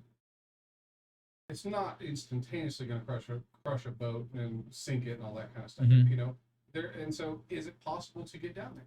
Yeah, absolutely it is. And they had furs, they had wolves, they had whatever. And on top of that, you're talking about frozen in ice. Yeah. What do you think? And I want to pick your brain. Yeah. And this is not theoretical. This is happening. They think next year. Yeah. What do you think about them bringing back? Yeah. That's happening. Yeah. No, it is. I know for a fact it is. And they're bringing it back, not because, we're bringing back extinct species because, we have several movies telling us why that's a bad idea. Yeah. Because, their footprints and their existence can slow global warming or counteract global warming. That's the dumbest shit. It's the dumbest shit I've ever heard. Like, ever. Traps carbon. I'm not a scientist. I don't claim to be a scientist. I don't claim to know anything about this. However, it's the dumbest shit I've ever heard. Dumbest shit. Sounds made up. Yeah, it fucking sounds made up. But now I believe that they are trying to bring him back 100%. There's already proof of it. There's proof of it 100%. But it's the same technology they did when they cloned the sheep. Which we've already done. Dude, I did a whole thing about cloning. Like they have the capabilities to clone a person. 100%. Absolutely, they've already cloned sheep.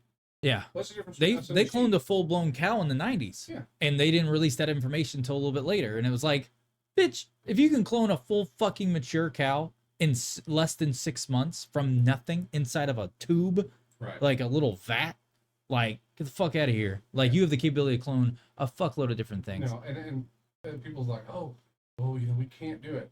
Who says we can't? People are like, we're playing God. Well, yeah, kind of. However, what is it really gonna hurt? If we go release some mammoths in Siberia, what's the worst that's gonna happen? Yeah. Nothing. Yeah. Okay, so real quick, I'm gonna jump back to Admiral Byrd because I found some more shit that goes into it. So, we already covered the bulk of the other information, right? About him having to stay silent, all that stuff. But so the belief that Byrd found a GATA or whatever stems from two primary sources. So like this is where there is some truth to this, or facts, you could say. So before setting off on the flight where he flew over the poles, Byrd stated, "I'd like to see the land beyond the pole." So where you think about Antarctica, right? Imagine it on a plain 2D map. They're here.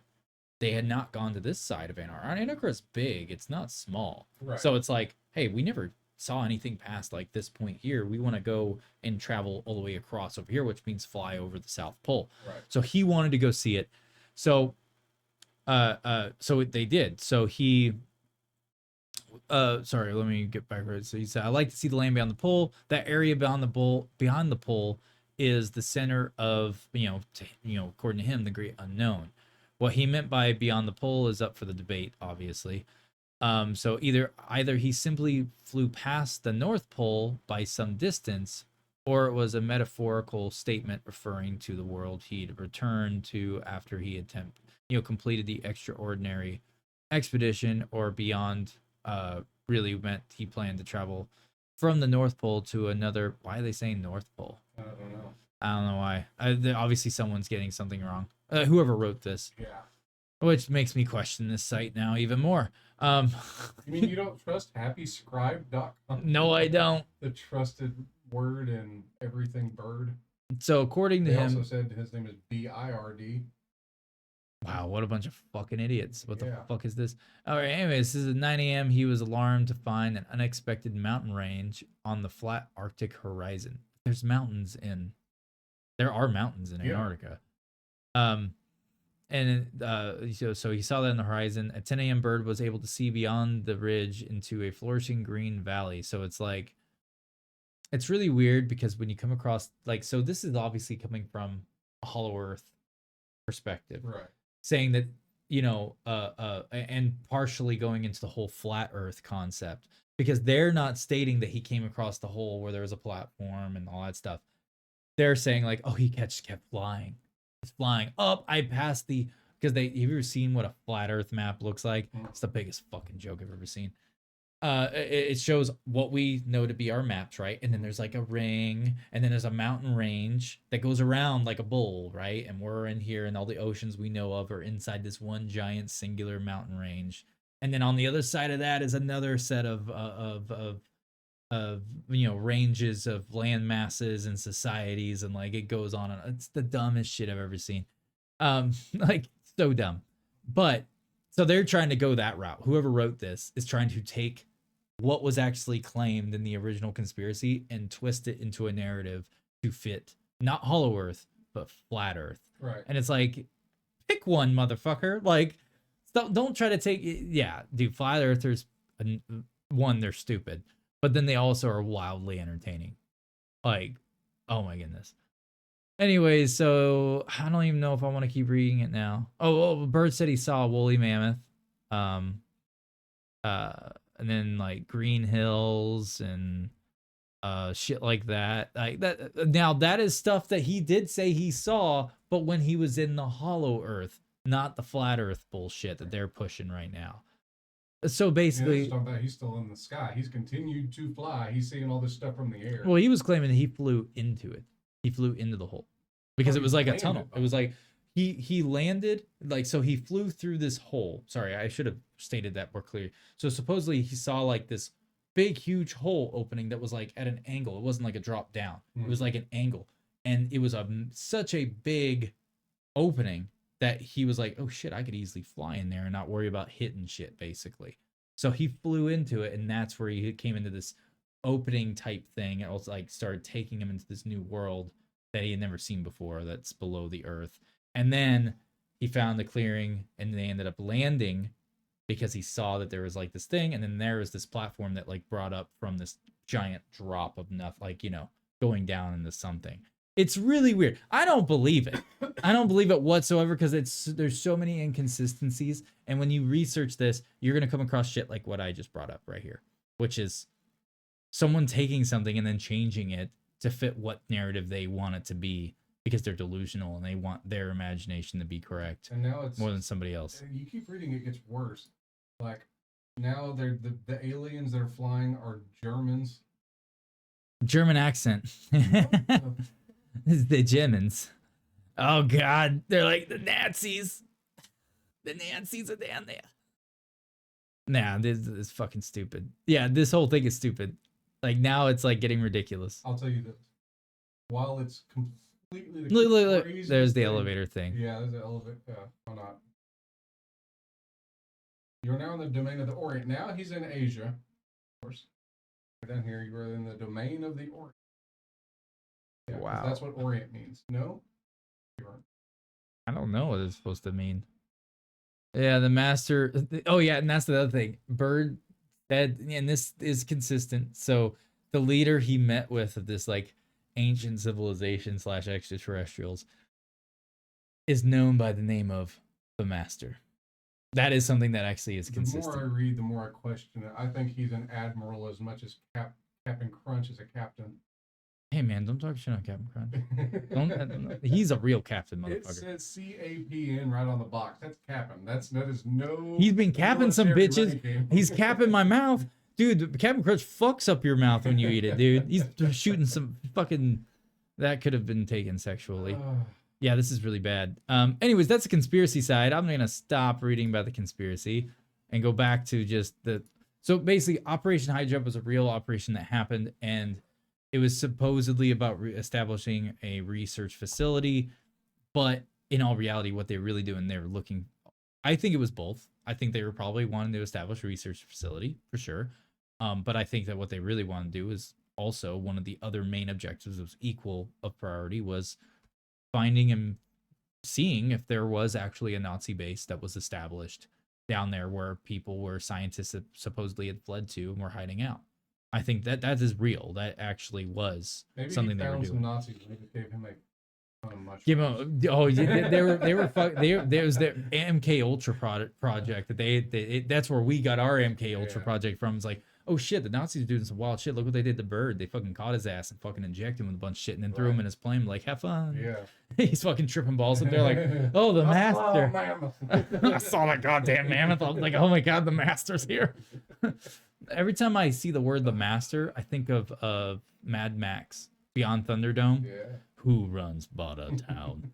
Master Blaster. That's all I think of. Like, oh, shit. So he ran in the Master Blaster. Master was like, listen, bitch.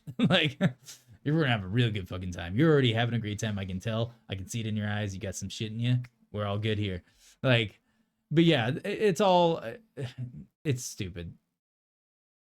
Yeah, it's really stupid. Now, there are photographs, like legitimate photographs of Operation Highjump, of just showing the equipment and them down there in Antarctica with like the Navy vessels and all that stuff. But that there's a lot. It's so for anyone listening who have stuck with us this long, when it comes to Operation Highjump and the conspiracy theory side, if you are a pro Hollow Earther or a pro Flat Earther, you're retarded. The thing is that like there's not enough evidence and facts to be able to, string this out and say, hey, this is what happened in this supposed claim. It's now there are some interesting research information you come across that does stay consistent. Like, his wife, you can find that thing about how when she tried to visit him, she wasn't allowed to. Him, the manner of his death, you can find out that he did die. I believe they do have it listed that he died by suicide. Now he did, and he also did fly over South Pole, like he did fly over it and shit. There are things that do, and he did meet with the Pentagon. There is documentation that proved he did meet with the Pentagon, and that quote that we read, that is something he said. Now, whether or not it's Hollow Earth, Flat Earth, all this other hoodoo bullshit, this is all just stuff that people are just kind of like adding to it imagination wise. Like they're taking like going, oh, if this is this, it's kind of like the whole how we were connecting dots, saying like, oh, I bet you it probably comes from this. Right. It would make sense. Well, that's kind of what they're doing, but very much more loose based and kind of like coming up with their own narrative. That because the problem is you can't say that these things actually happened if you don't, since we aren't there to live it and we don't have actual evidence that would prove to a fault that it happened. You know what I mean? So it's like we have more evidence to the contrary. We have images, that were taken from the ISS and all that of Antarctica, and that you can zoom in and it's extremely high quality. Well, we're talking about earlier. And that bothers me. And you can zoom in and there's no hole. Yeah, but that also bothers me too. Because I think he flew back into a methadone. Dude, he probably came across the first meth lab ever. He's like, holy shit. There's some guys down there. How'd you get this? Fucking all those southern rednecks from America's down there from modern times. That would explain some of the Nazi flags. Oh, shit. Oh, damn. Hard hitters, dude. Yeah. Hard hitters. Meth making rednecks down there from Katy, Texas. You got fucking Edward Norton from American History X down there before he became reformed and stopped being a racist in the movie. He's all down there curb stomping people who don't fucking go exactly and do what he says that needs to be done. He's like, bite the fucking piece of ice, bitch. Instead of biting the curb, you gotta bite the ice. And then he stomps in their fucking skulls. Glacier stomp. Oh, yeah, glacier stomp. We're taking it back. That's a new saying, dude. It's a new saying. It's our thing. Oh. I'm gonna glacier stomp your ass. They're not even gonna know what the fuck we're talking about, but I don't give a fuck. Only we know, and that's what matters. That's right. They're gonna find out because they're gonna wake up dead. Like, you can't wake up dead. They are now, dude. It's gonna happen. You can't wake up if you're already dead. But yeah, so it's what was it? Yeah, like the weird thing is, like, I don't even want to say the weird thing. Just to wrap up the whole narrative of Operation Highjump on the conspiracy side,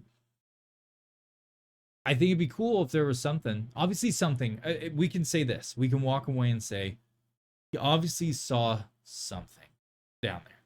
Because the fact that he went and met with the Pentagon and he said what he said after meeting with, a little bit later, right. He made that claim.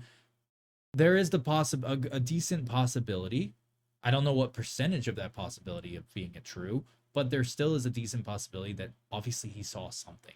There was something there. Now, that got lost in translation over the past fucking 80 years of what it really was, but something had to have happened to some degree. Right. Now, what parameters that is, who fucking knows? But speaking of ISS, and you were saying taking the pictures, so the reason why I don't really give a fuck when you go to Google Maps or Google Earth and you like zoom in and look at shit, they remove shit. They already do that. Like you can go to like where Nevada Area 51 is, Area S4 and all that shit. Yeah, you're going to see some structures, but there's a whole bunch of shit out there that's completely removed off the images. Like so when you look into it, they have it, you can't even tell that something was removed.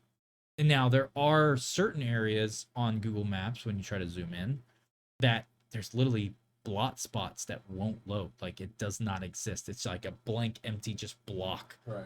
And it's like, that's a pretty big goddamn area that they're removing. You know what I mean? And that could be military testing facilities where they're developing new technologies that if you saw them from, the sky would reveal to. Exactly. But there are Google areas on Google, like when you use Google Earth and shit like that, that they have removed. But the thing is, even though they remove it, they replace it with what it would look like if there was nothing there. Right.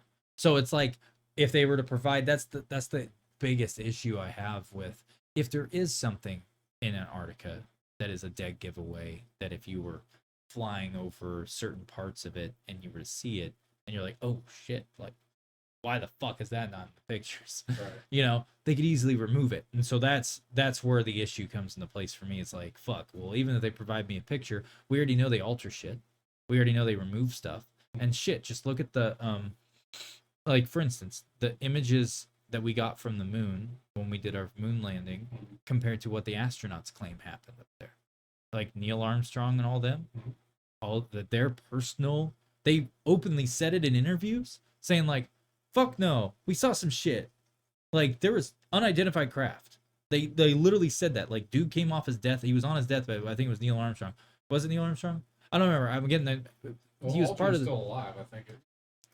I don't know, but one of them. They both made claims, but they both said different things before they died, or whichever one died.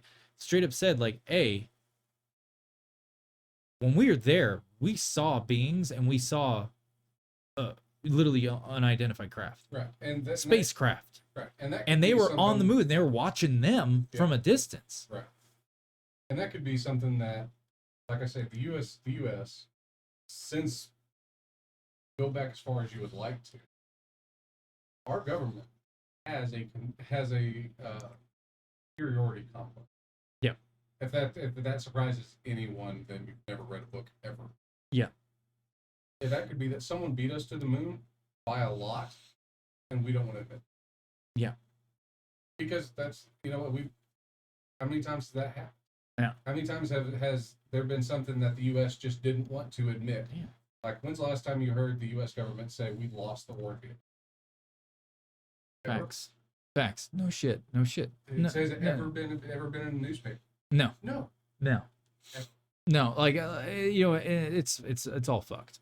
It's all fucked. It's a situation. No matter what narrative is being played, we never get the full truth, and we never get that just cut and dry. Here's what it is, and especially when it comes to this type of stuff, where even the Vietnam War, they won't even admit that we fucking lost that shit.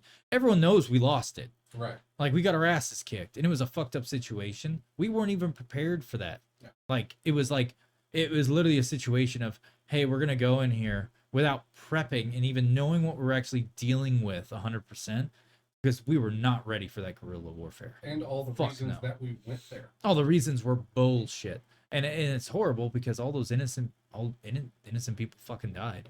And not even just innocent. Like, I mean, people say innocent, meaning non-military. There are men and women from both sides, Vietnamese and American, that died for a cause that was bullshit. Yeah. Thinking they were doing what was right. Yeah. Trying to help, trying to free free that country, or we're defending our country. Soldiers they get used as pawns in games that we were never. Well, that's why I always said, like, once I when war in and this is the last thing I'll say on it because I'm not gonna like go into tangent because I just realized it's at 2:00. Yeah, we need to go get food, bro. Yeah. But I just realized that when you look at Vietnam, all that stuff, and then you even look at like the war in Afghanistan that happened after 9/11. Now, don't get me wrong, like obviously I feel like people should be held responsible for whomever was the cause. Had to die. Someone had to be held responsible. Right. However, like the war in Afghanistan, we can honestly say that fuck were we doing?